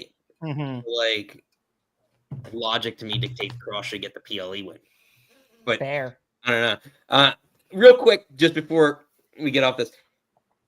For those of you, because I know you're all as big a fans, if not bigger than I am for wrestling, but oh my gosh, now Sean O'Hare, the Devil's Advocate gimmick, which he did have, if you remember, he did have Roddy Piper as his mouthpiece. No, that is true. Good knowledge. Yeah. My question is for that, what was it, like month, 2 months that he was around doing that gimmick? Roughly debatable, roughly same amount of time. Who wore it better, him or Karrion Kross? Because he had Piper, and again, I mean, maybe it could be recency bias, but it's really interesting when you think about both characters. Because one had Roddy Piper and the original Devil's Advocate character that Kross is mimicking all this off of. And that's right. You could argue is doing it better, is getting over it, and he's had better feuds than Sean O'Hare got. But that could be based off of who was in charge of booking at that point in time. No, I'm kind of leaning your way too. I think he's getting more mileage out of it because they're finally giving him something he could chew on, right? Like, yeah, no, I buy that. Yeah. But again, this truly can go either way. I'm still 50-50. I mean, I picked Sammy, but honestly, I won't like, this is truly 50-50. Like, I'd have no idea where we're going. But let's move on though. This one's easy for me. Randy Orton and Jelly Roll versus Drew McIntyre and Logan Paul. I'm probably going to lose a point, but you cannot pay me enough to pick Logan ever, even in this predictions league where the stakes really aren't that bad because I cannot stand this man. as a person. And honestly, I feel like, not to go too deep in conspiracy theory of it, but kind of like the general like vibe in terms of like WWE and the major Fed is with certain, you know, artists and musicians of certain genres. I am going to go with Randy Orton and Jelly Roll to win this match. I still think it should have just been Randy versus Drew, but you know what? It is what it is at this point. I think you're right. I think they're not paying Jelly Roll a bunch of money to show up and lose. I think it gives Logan Paul and Drew McIntyre something to fight for if they lose. I think I Jelly Roll and Randy Orton. Yes, because if Jelly Roll loses, that means they're running this back, and I do not want to run them back. No, we don't want this back. You know what's interesting? I agree with you. I think Jelly Roll, Randy Orton winning the celebrities not league, but one of the only celebrity wrestlers, I think, if I recall correct, I could be dead wrong, and someone's going to correct me, but one of the only celebrity wrestlers to come in and lose in a match, Logan Paul. That's also very true. That is very true as well. And look what happened. Look where he's at now. But yeah, I just find a hard time. Like, again, they're not going to have a celebrity lose, but I have a hard time with this whole thing. Like, hang on, let me look up two different celebrities real quick because you might be right. Hang on. like, Okay, but while you look it up, and allow me to voice. So it is. I want to say it's going to be Randy and Jelly, because Jelly, since he chokeslammed Austin Theory, has wanted to do this. He literally went backstage and said to Triple H, "I want to wrestle. If I lose 100 pounds by this time, can I do it?" And he lost 75 between that moment and WrestleMania this year. And he looked at Triple H and said, "Hey, what do you think?" He's like, "Well, you got a little bit left to go." And he's been training here in the PC Center, down here Man in moved Orlando. himself down here to train. I was just like, listen, He's dedicated to it. I think this is the only time I've really seen an instance where an outsider, a celebrity outsider, for the most part, wanted to come into this business, you know, initially as just like a one-off, cool, let me go, like, let me just do this, and then fall in love with the business and actually want to go forth with it and actually develop it a little bit more in a more serious tone, in a respect to the community. Now, originally I was against this because I didn't know all this backstory, and then I got to see him on Stephanie's podcast. Are you saying he wasn't a wrestling, like, particularly as big a wrestling fan, and then this changed it, and like he was more casual. He was kind of like how I was when I first started with BC, because I came on because I would see TikToks and I would send them over to Mikey because I thought it'd be fun, you know, something fun to show him, even though I know he already saw like that every single one I've already sent him, because he probably lives more on TikTok than I do, or at least on that side of TikTok. And so, and then I started falling in love with the storytelling again, and I think that Jelly Roll kind of had the same side of that, except his is from the inside out, not the outside in. Right. Like he came from the outside, actually worked in the industry for that bit and got that hook and was like, okay, let me actually do this proper. Right. And actually work towards this. One of the reasons why he was losing so much weight was so that he could get fit enough to be in the ring and do a match. So I respect that more than anything. Like, again, like him lose, like, I'm a fat guy, like, again, like, losing weight, like being able to, like, to dedicate yourself, to commit yourself to something, to a task, to a goal, and to get there. I admire that. Like, I admire the fact that he's a fan who wants to take it on a level. But I'll give you two other names: Bad Bunny and Stephen. Yes, and more so Stephen Amell. Yeah. Stephen Amell. And Stephen, like, here's the thing. I don't disagree, like, with the effort and everything else, like, to get into the ring, but you still need to be an athlete to some extent. Logan Paul has athletic ability. He knew that when he came in. I don't know. The guy's name is Jelly Roll. I don't know how much athletic ability. Maybe he played high school, like, football or something, and I don't know his backstory. And losing weight gets you in better shape. You're more athletic. I agree. But there's also people like that you can lose weight and you're never really athletic to begin with. And you still need to be an athlete to be a wrestler. And that's what I'm worried about. It's not like, and again, Bad Bunny, I don't know what his background was, but he was flying around the ring, but completely different build from a guy who, to me, like Jelly Roll, looked like he was originally close to 300 pounds, dropped a tremendous amount of weight, but I don't know, again, what was his athletic background.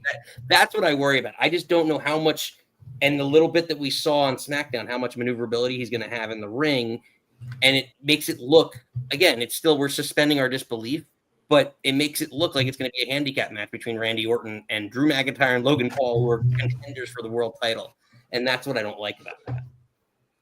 I mean, that's very fair because we don't know what it's going to look like until day of. So for sure, I can see where your point comes from, Nick, but I agree. I feel that there has to be some sort of athletic ability, and as much as we bagged on this match like during the 2000s and things, but because she had some athletic ability, like even Snooki was able to kind of look halfway decent in her celebrity appearance because she has that gymnast background and she was able to move around. I'm not saying Jelly Roll can't, but I'm gonna be so for real. I think until I get proven wrong on what's on my screen, I think Randy is definitely going to be carrying, for his team, because we've seen Logan in action.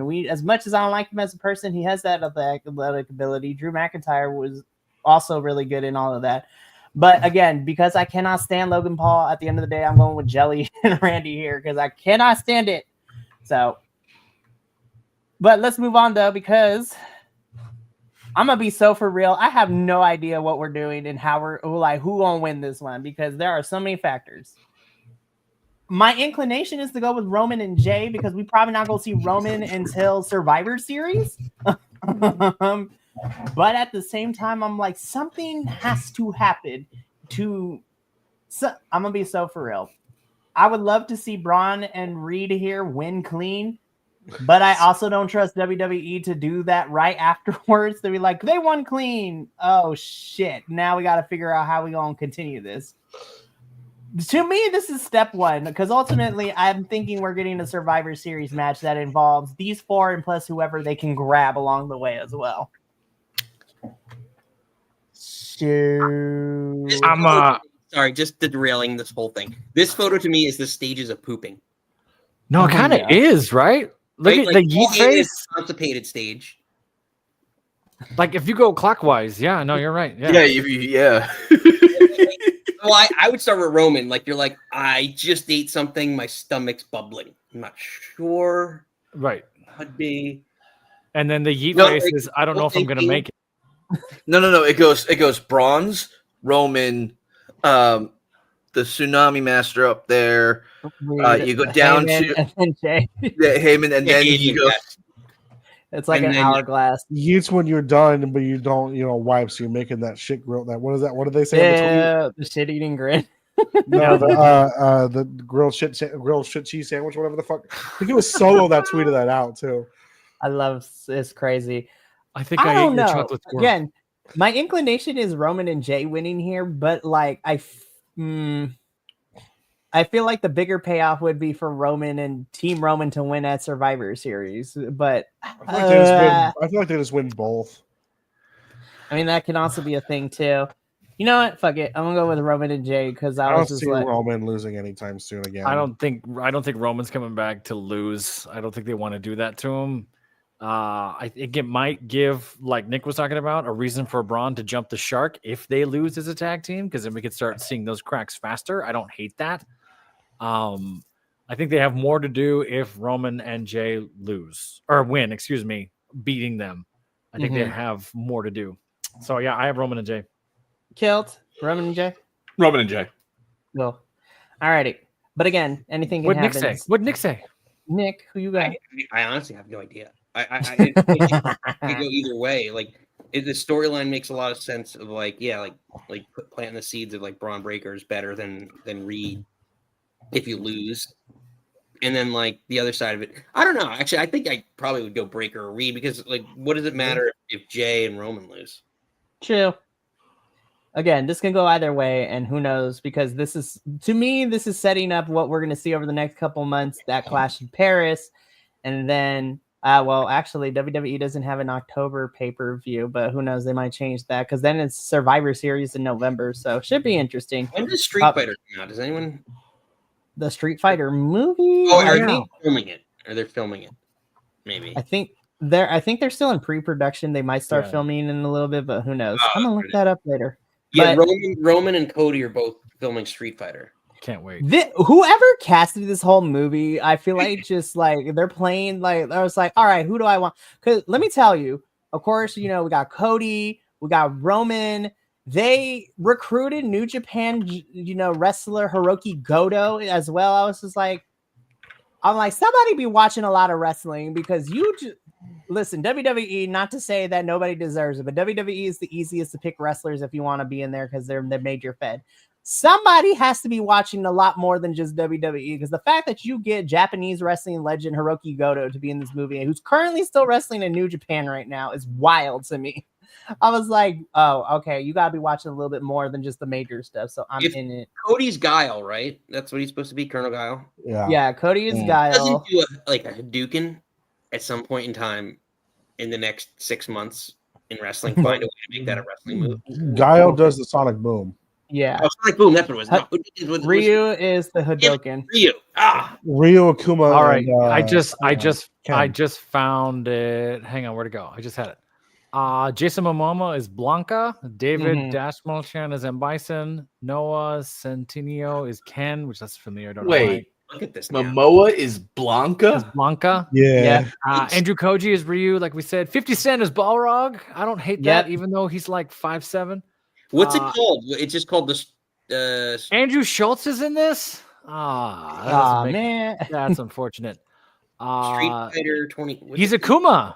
Roman Reigns is Akuma. Yep. Orville Peck is Vega.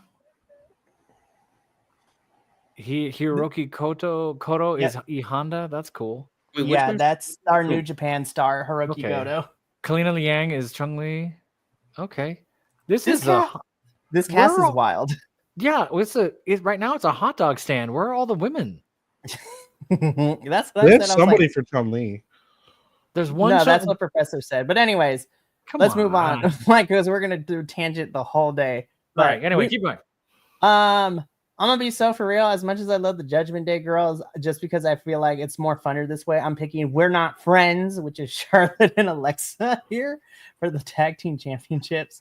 So I did too. I think their story's a little too funny, a little too good for them not to have the belts right now. Right. Yes, it's definitely going to be We Are Sisters. We'll go from We're Not Friends to We're Kind of Sisters. I mean, that's what I'm calling them. I don't care what anyone else calls them. I'm calling them We Are Sisters. I'm going Judgment Day.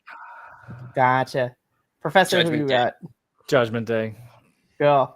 Alrighty. I'm going to be so for real. This is another one where I have no idea who I want to pick for this one.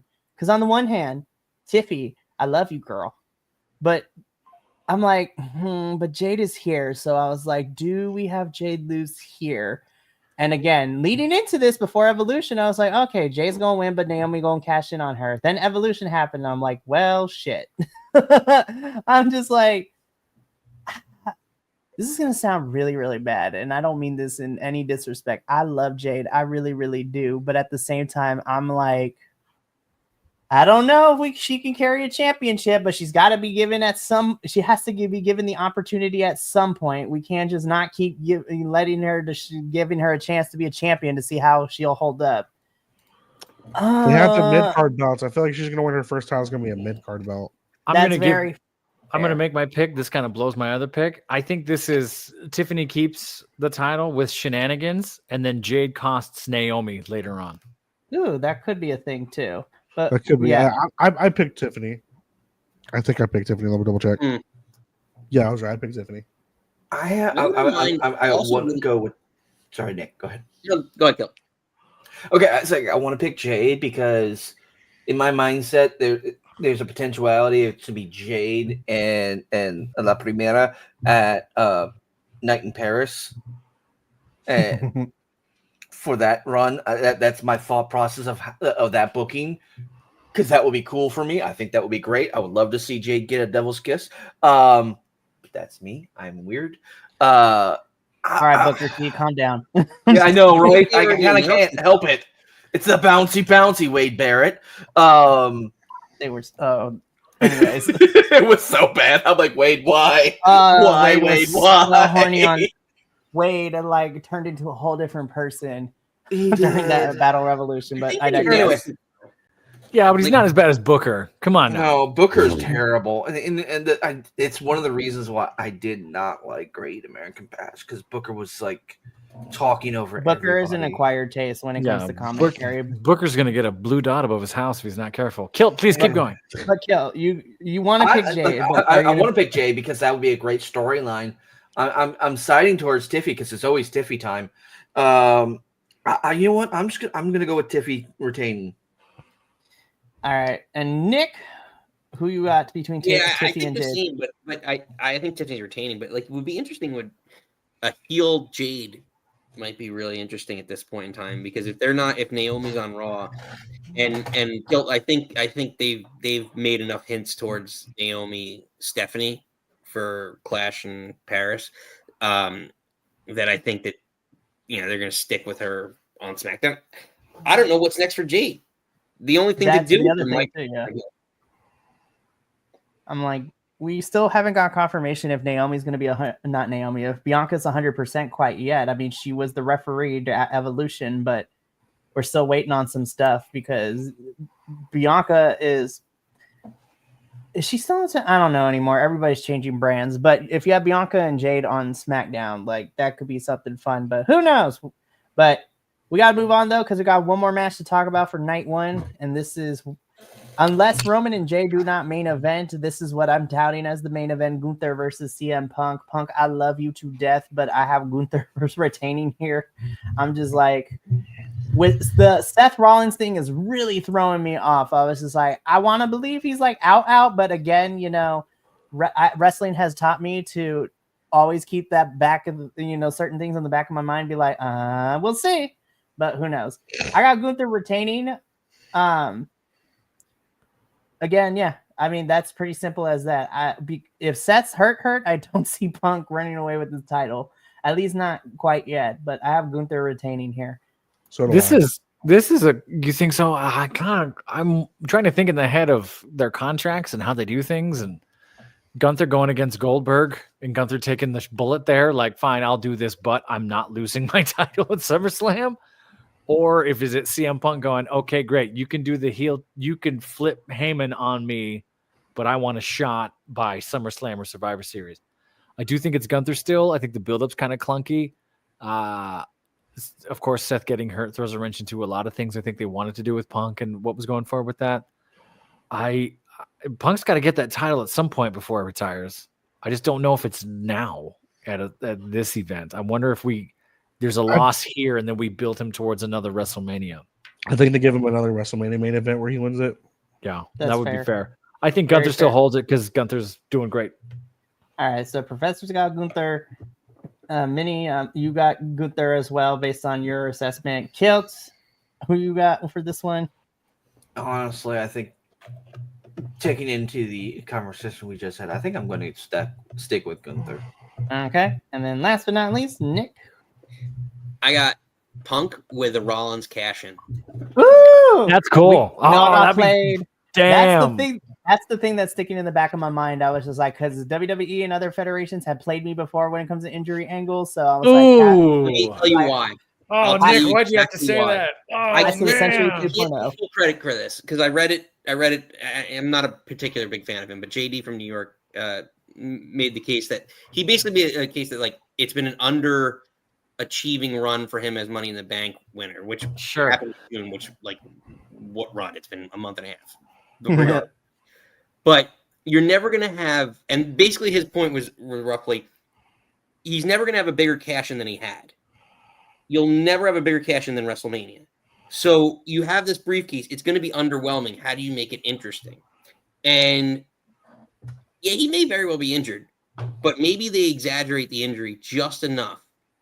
And what the interesting part is that night one, and I told you guys this offline, I was like, night one is very weak. It's just everything about night one is. I don't want to say like that, like in a sense of like build up, like we talk about like, you know, we're gonna go into night 2 of like all the street fights. It's like it's almost like Paul Heyman booked it All your himself. stipulation matches are on Sunday. Yeah, all the championship matches are Sunday. So like something big has to happen that wasn't expected to happen. And all the matches that we went through, there's nothing big that could come out of the blue that could change, like a title change, like Alexa and Charlotte winning tag titles. Oh, great. Like, no, but everyone like, oh, whatever. Alexa and Charlotte have a belt. This would be a night 1 moment to carry momentum into night 2 with all of your titles on the line, street fights, all your biggest names, and one of your biggest feuds of the last year and a half gets another wrinkle in it with Seth Rollins, who everyone thought was out for the next year, cashing in and being champion. How funny would it be if they just carry Rollins down there, I wheelchair or crutches or whatever, and he cashes in and they just throw his body on like a Messiah, just like they do all the work. And actually, I'll double down on that. I will agree with you. You and I are booking this. And then he wins the belt, and until he gets healthy, let's say it's 2-3 months to get healthy, give him 2 months of, you have a title defense against like whoever, LA Knight, right? You bring him in, but somehow before the match, his, the Bronze beat up LA Knight so that he could win that match in a squash. And that would be so good. Really have a hitman squad. Oh, but if it's good, if it makes sense, they're not going to do it. But that's so good. You're convincing me. I'm gonna be so for real because it depends, because this match and then the Jay Roman and the Bronze like match, one of those two things is main eventing night 2. So to me, honestly, anything could be happening. I need to see the order of the final card, though, just to, like, when it happens, to see what happens. This is the main event. There's no way. I think Roman, actually, I could see. I'm calling it right now. I'm telling it right now on the show, and I'm carry us over to our Friday show for night 1. Oh Lord! I'm calling the opening match is the Bronze against Roman and Jay, and Roman and Jay win that match, and at the end of the night, the cash-in comes with the Bronze beating up these two. And absolutely. If that happens, then I'm more inclined to think that Punk wins, but then gets screwed out of the title with the cash-in. But who knows? Because WWE be weird sometimes. I'm switching. He wins the belt. Nick's convinced me. I switched to CM Punk. So now someone's going to pull away in the WWE. All right, fight. Professor, get ready. Get that body ready for the Nikki Bella cosplay. No, I was kidding. I'm just kidding. We still got a whole year. So let's move on, though, because we now get into night 2, which on paper has me really excited because a bunch of stuff is happening here. This is the night I'm looking forward to the most. So let's start with the newest match made, which is the 6-pack TLC match for the WWE Tag Team Championships. The defending champs of the Wyatt Six will be fighting 5 other teams. So in this match, you got the Wyatt Six, the Street Profits, Fraxium, the Motor City Machine Guns, Andrade and Rey Fenix, and DIY. This is going to be a car crash. I'm here for it. Everybody's going to fly all over the place. People going to go through things. But I got Wyatt Six retaining. You think so? Ooh. The thing that keeps me from picking the Street Profits, because nobody has to get pinned in this match. So everybody, like, that's the thing. Because this is a TLC match, you still have to grab those titles from the top of the ring, right? Sure. And so technically nobody really loses by not becoming champions by the end of this. Though I'm trying to figure out, like, Wyatt Six being transitional champs could make a little sense, but they barely have not even had a whole month with these things quite yet. It's been like 2 weeks, if I'm being honest. Like, so I don't foresee the Wyatt Six losing this match and losing these titles within the span of 2 weeks. But again, I'm only going with Wyatt Six because of that logic. But honestly, I can make an argument for Street Profits. I'm gonna be so for real. I can make an argument for any of these 6 teams to walk out as champions. Some more than others, but I feel like this tag team division is putting Raw to shame. And I was just like, I can make an argument for any of these 6 to walk out as winners. I really want to pick Andrade Rey Fenix because I just feel like that would be the craziest meteoric pick. Rise, and now they have to get a real name as opposed to just Andrade and Rey. which is, but I agree. I don't think it's fair to take them off the Wyatts this fast. I wish you gave us the old pick 2 cop out, but you didn't on our form. Yeah, I'm gonna stay with Wyatt 6. I thought about it. I was like, nope, there can only be one winner, especially since it's a big 4 pay-per-view. No, you're right. Yeah. Thunderdome. Thunderdome status. All right. I went with Andrade and Rey Fenix. You see, I really want to too. I did because of the push they were getting this week and everything like that. I feel like there's some new blood or something like that might take it. And there's been rumors backstage of all the personnel all really like Andrade and they want him to get pushed. So I feel like there could be. I would, yeah. So I would be inclined to agree with you, Minnie. There's only one thing. Well, unless they bring somebody from AAA, because we also got note that the SmackDown after SummerSlam, Berto and Angel Garza will be putting up their AAA Tag Team Championships on the line on SmackDown. So the only thing that keeps me from picking Andrade and Rey Fenix is WWE will pull the easy move, and it will be Andrade and Rey facing Los Garza for those AAA Tag Team Championships, which would be a lot of fun because it's WWE faces them. That's the other thing too, but who knows? I just feel like those two. Everybody really likes Rey Fenix. Everybody really likes Andrade right now, especially backstage.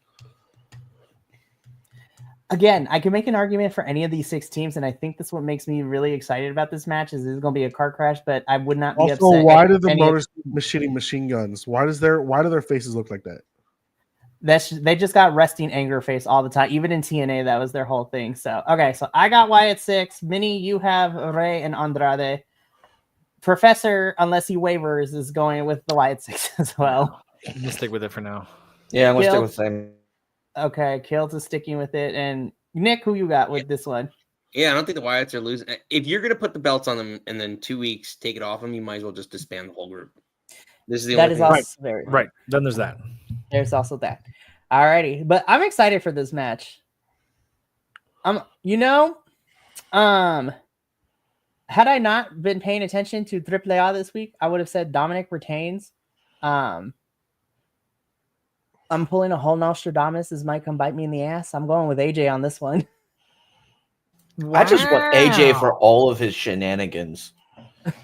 Right, just for carrying the comedy sketch alone. Yeah, just carrying the comedy bit. The reason I go with AJ is because there's a slight possibility that Dominic is trading one belt for the other. So I think AJ wins, but at Triple Mania, I think Dominic walks out as the new AAA Mega Champion. Damn. You think he might be switching not categories, but switching the brands, going from WWE down to AAA?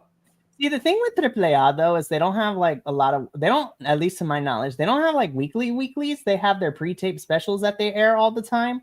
So it's not like Dominic is going to be missing a lot of TV time. And again, because here's the thing though, this is the other thing too, because Triple H announced that AAA will be streamed for free live on YouTube, because normally you have to pay for AAA through Triller TV and other places. I honestly think because it's going to be free on YouTube, like Worlds Collide, I think we might see Dominic walk out as the champion. Who knows?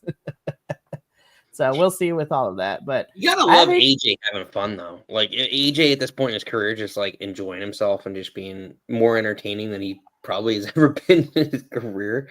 He probably looked over at R-Truth when R-Truth did his Rotten Killing switch. And like, you know what? Let's have some fun.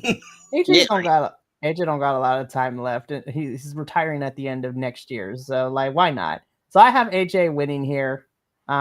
Minnie, who I'm assuming who you got for this one? I got Dom. Okay, so Dominic. Kilts, who you got for this one? I got AJ. All right, and then Nick. Dom. Okay, and then when Professor comes back, pretty sure he was leaning towards AJ, but we'll get his official pick in later, or I can look it up later. Becky, this is the easiest one for me because Bailey gonna come in and cost Lyra. Does anyone disagree? Yeah. No? Okay. I think we all have Becky winning in this one, retaining. So again, this is no DQ. So if Lyra loses, she can't challenge Could Becky this end again. in a no finish? Could this? Well, no, because of the fact it's no count out, no disqualification. I feel like a non-finish would kind of defeat the purpose of no DQ. Professor, really quickly, who'd you have between Dom and AJ for Intercontinental? I had Dom until you picked AJ. So I'm going to try and keep up with you and pick AJ. Okay. So back to you, Nick. I mean, a non-finish could be a thing, but because it's no count out or no DQ, again, WWE, this wouldn't be the first time they played screwy with their own stipulation and rules. But I feel because they've been touting there has to be a winner, especially after Raw this week. And I still think Bayley is going to cost Lyra. I feel that there has to be a finish. And I think Becky retains. Becky retains. Well, but think about that. There has to be a winner, but Bayley, who's the person who feels like she got screwed over the most by both of them, just completely dismantles the match, puts them both through like tables, and they're laid out. There's no contest. The ref says there can't be a winner. That's true. That's another option, but that would kind of be weird. That'd be cool, but that'd be weird. But then we find ourselves back in the triple threat position again. Well, yeah, you could, but I mean, you could just kind of like just play it off. My thing is just like treading water. Like you don't like because if Lyra loses, right, she can't re-challenge Becky, and the moment that you really want is Lyra beating Becky. True. I don't know. So, I don't know. So either you give her the moment now, or if you want to try and drag it out, the way you could drag it out is like a no finish, a kooky no finish, where Bayley somehow stays in the picture till like I don't know Survivor Series. This feels like the Triple H long-term storytelling thing, right? If Bayley comes in, costs Lyra has to wait till somebody else has it. Bayley comes in, gets the title somehow. Now you have Lyra, Bayley, and then eventually you get Becky coming back for the title. And think you have this sort of 3-chain that would go on and on and on. So here's my point. Like I agree with you on that, but the moment I think you need is Lyra beating Becky again. Like I know she's beat her already, but beating her for the belt. So like if Bayley somehow skirts around, wins the belt, and then she's winning it back from Bayley, and then it's Becky challenging Lyra again. There's nothing for Lyra to. I feel like the game. Like I think the moment is her winning the belt back from Becky versus. Oh, I don't. Yeah, but it's interesting. I don't know. There's just a lot of different ways you could. But the fact that there's storylines in this means they did something right. Like they did something correct, right? Yeah, which is nice. So I'm excited for this match. This should be a lot of fun. So let's move on though. I so want to pick Jacob so bad because I love Mr. All Gas, No Brakes, yada. I mean, but I'm going with Solo here because, again, I'm looking towards San Diego for Survivor Series. I was just like, the numbers game is just too much. Even with Jimmy, it's just Jimmy and Jacob. Solo has the 3.0 Temu version of the bloodline surrounding him. So I really want to pick Jacob, but I got Solo retaining in this steel cage match. I don't know, man. I'm not picking. I don't know if I can pick against Jacob in a steel cage. I'm gonna veer away from Mikey's picks. I'm gonna go Jacob. I think they might give it back to him because the weight was taken from him, and then we have something to do. It makes Solo kind of a transition guy because he's only had it for a little while, but that's not awful. But he's not really doing anything with it anyway. Mm-hmm. I think it makes sense to put it back on Fatu because that's kind of what the fans want. True. Minnie, who you got in the steel cage match? Jacob. Cool. Kilt, who you have in this United States steel cage match? I got Jacob wiping the tree line. Damn. Okay. And then Nick, who you got? So I have Solo, but I do think there's going to be a moment where Jacob does a moonsault off the top of the cage. That'd be amazing. And he's the male equivalent of Io Sky, just jumping off of these cages. Yeah, like something like that. Could there be I mean, maybe it's too soon, but like you say they're like outnumbered and things like that, but like could there be another member? Like there's two things. The bloodline just forever goes, but like let's be honest. And also, I don't know if you noticed, they have the new t-shirts for the bloodline. That's true. The MFT. MFT. And where's Tama Tonga? He hasn't been around. So, like, could Tama Tonga come back? And the other person, and this is just an outlandish thought there I put in the chat with our private chat here, but like Zilla Fatu has been talked about forever. Yep. Yeah. And he showed up in TNA, so who knows? I think it might be too soon for them because you just had Hikuleo debut and you're making him out to be a monster, so you want to give him some time. But like, I wouldn't be shocked if like you have Jimmy helping out Jacob. So Jacob's worth, let's say, 2 bloodline members, right? So Camacho, right, is at least and unfortunately, Jeff Cobb is going to be considered the other. So like, could Tama Tonga is coming back, and he should be in that group because he was the right hand man to Solo. So like, I don't know. I think he could come back and be the 5th member of this group, and could Solo. Be. Damn. Alrighty. Well, yeah, I don't hate that.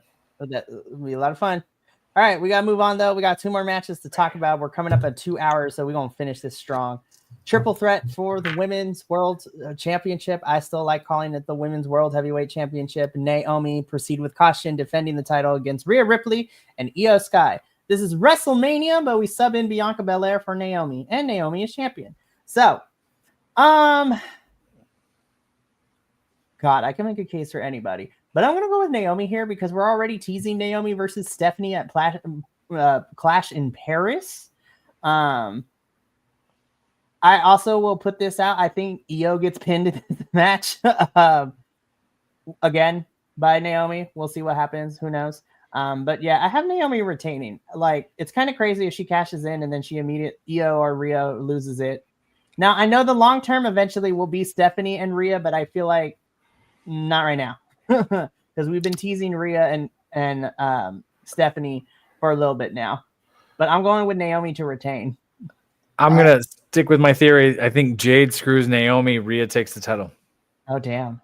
I feel like this is where we get a Batista Rey Mysterio situation where Rhea goes for the pin and Io cost it, and they get into a short feud, and Naomi retains. That's also a thing that happens too. Yes.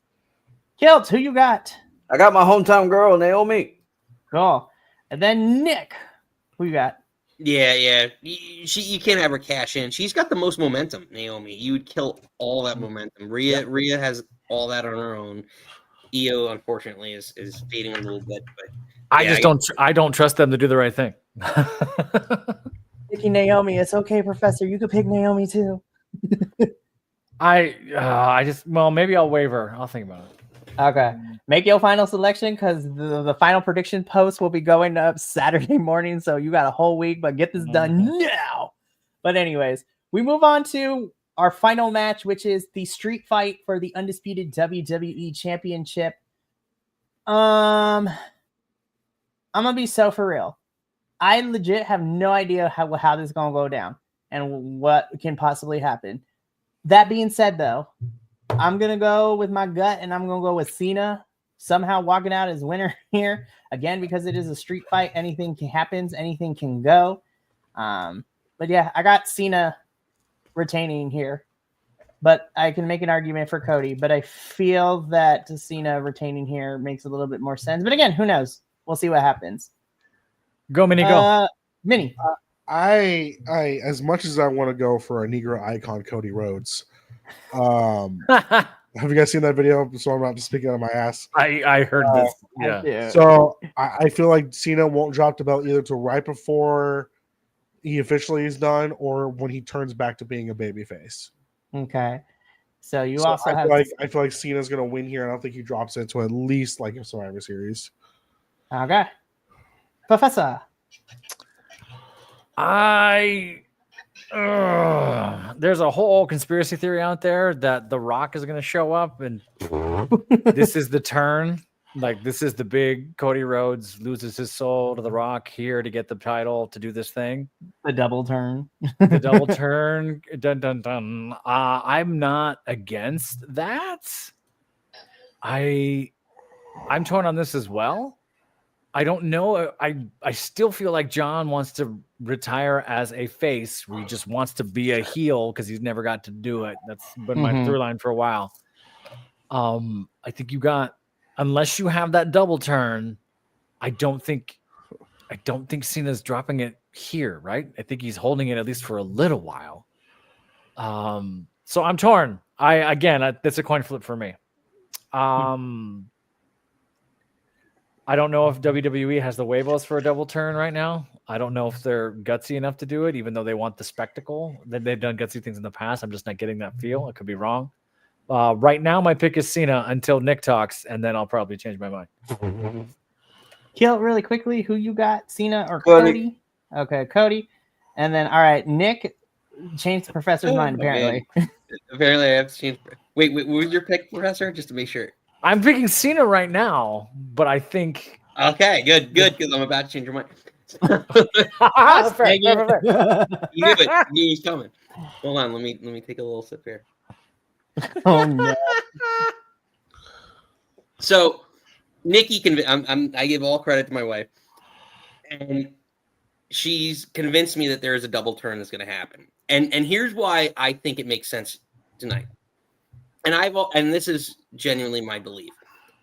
I don't want Cena losing the belt in November or December when everyone knows he's going to lose the belt. The biggest part about wrestling that makes it fun to me is the unpredictability. Mm-hmm. And knowing that John Cena is doing this goodbye tour and going to try and retire with the belt, and if he goes all the way to December and his last night and his last match is with whoever, yeah, you could keep that running and maybe the gag goes up until December, and then I watch that pay-per-view to see what happens. Yeah, but to me, it's much more unpredictable to have him drop the belt and then still ride it out. It's tough you still have all his feuds. You still have 3-4 months where you could build out all of his, the nostalgia of all his matches, right, with him as a face. I see a double turn because of the fact that Cody's going off. He's going to go off and film Street Fighter. Mm-hmm. So Cody comes, he can film Street Fighter, do maybe some promotion with it, with the belt. He's become stale. He's said it numerous times about the whole selling his soul thing. He's like, that offer, I forget when he said it, but he's like, that offer still stands. Mm-hmm. And it always still stands. And that's what I think we have to really look at. Cody as a heel, his New Japan stuff, like this, Mikey, because I know you watch it, but the Bullet Club stuff was phenomenal. So even his Ring of Honor heel stuff was fantastic to watch too. Yeah, so him bringing the American Nightmare to WWE, the actual American Nightmare, would be phenomenal. So Homelander, Cody. Yeah, 100%. And this is the moment to bring that all back of Cena's had 2 or 3 moments over the last couple of PLEs where whether it's R-Truth where he didn't want to hit him with the belt or, where he's had those second thoughts and they've built upon themselves. And there's only 4 big PLEs and he's not at the next WrestleMania and he's not at the next Royal Rumble. Yeah. So yeah. You have only 2 big you have this and you have some Survivor Series left. Mm-hmm. Unless you're going to make whatever Saturday night's main event, his last event, the big send-off. But yeah, there's currently nothing in October. I'm pretty sure we're probably getting the Saturday night's main event in October. Yeah, so to me, if you're going to make a big headline with everything else and all the newsworthy things that have happened, let's be honest, again, we talked about it for a little bit with the death of Hulk Hogan, all this stuff, having him maybe turn back to being the good guy again. Wow. With all it makes a lot of sense to me, and it could give another layer to it. And people, and the only other thing, and I'm going to stop after this, is people are like, well, if he goes away and films the movie, then you don't have your champion on TV. Doesn't matter. John Cena has not been on TV the whole year. Mm-hmm. And now you transfer that whole persona onto Cody Rhodes, who can do it more, you could do it better for today's fan base. Mm-hmm. So I'll close out with this because we all watched SummerSlam. We watched WrestleMania. We reviewed both nights and all that stuff, right? So we did the 2 nights separately. For this one, we're going to be doing both nights in one go because, while WrestleMania had its fun moments, SummerSlam needs to me, SummerSlam right now for WWE in this current climate is the make or break moment, because WrestleMania was kind of underwhelming this year in some capacity. I mean, I had a good time watching it with all my friends and you guys and everything, but for the most part, WrestleMania didn't feel like WrestleMania for a couple of parts of it. SummerSlam needs to kick it into gear, because we now reach like the halfway point of the calendar year for WWE. And the only big 4 pay-per-view left is Survivor Series in November out in San Diego, which I will be going to. I'm so excited. But something has to happen. A spectacle needs to happen, because you don't give me WrestleMania this year part 2, because if nothing extraordinary happens, I'm going to be so mad at WWE. It's like, stop playing in my face. But who knows? WWE has 2 roads. They either going to pull the trigger and go balls to the wall to see where the remainder of the year goes, or we're going to play it safe. So the only way we'll find out is what happens when we go off the air Sunday evening on SummerSlam Sunday. But that is going to be it. We have reached the end of our predictions. We have locked those in. I will be posting those official picks for the WWE boys on Saturday morning. But there's a whole lot of things happening this week as we kind of wrap up to get us out of here, because we are at 2 hours and I need to get some of these folks out of here. So this week is jam-packed with stuff.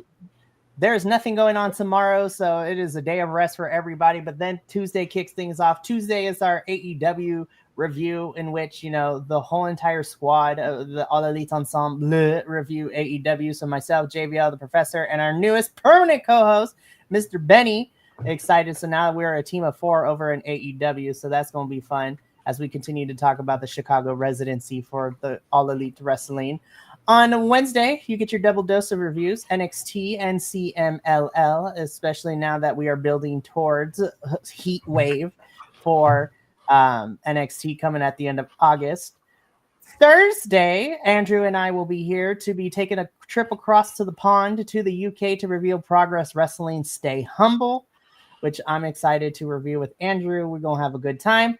And then shit gets real on Friday, because it is SummerSlam / summer, weekender for a bunch of stuff. Friday evening, the GCW crew will be having a watch along for Hit 'Em Up, which includes matches like Bear Bronson versus Mance Warner.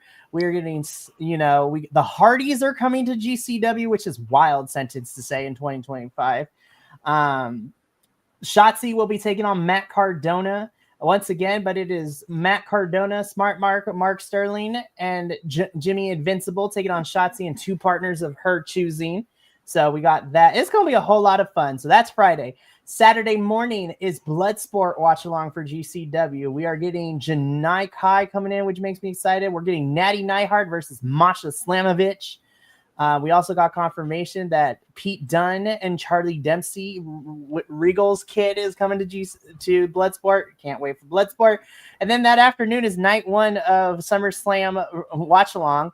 Then Sunday is night 2 watch along. It's a whole jam-packed weekend. Y'all want to stick by your screens. It's going to be a good time. But Nick, thank you for being here this morning / evening / afternoon. I wasn't expecting it to go 2 hours, but I appreciate you being here for the long haul. Hey, pleasure. Always fun. Honestly, buddy, it's been a blast. Like I said, I always talk.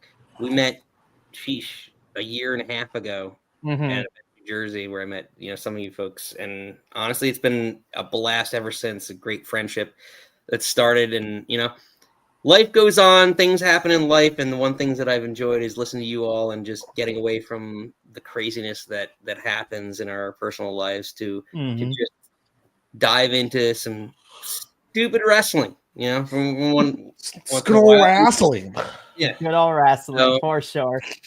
I always appreciate the door never being forbidden and always being open. So I'm glad I finally made it, because every time he's jumped on this podcast, I have never been here. You missed him like every time. Yeah, this is the first time we've actually he's on. I'm like, I can actually make it this week. Yeah, no, absolutely, guys. Honestly, I love dropping in and trying to do this. We talk about somebody like at least once a month. You all obviously are welcome, to come on. We do our show Fridays at 6 Eastern. It's the Nick Club Wrestling Happy Hour.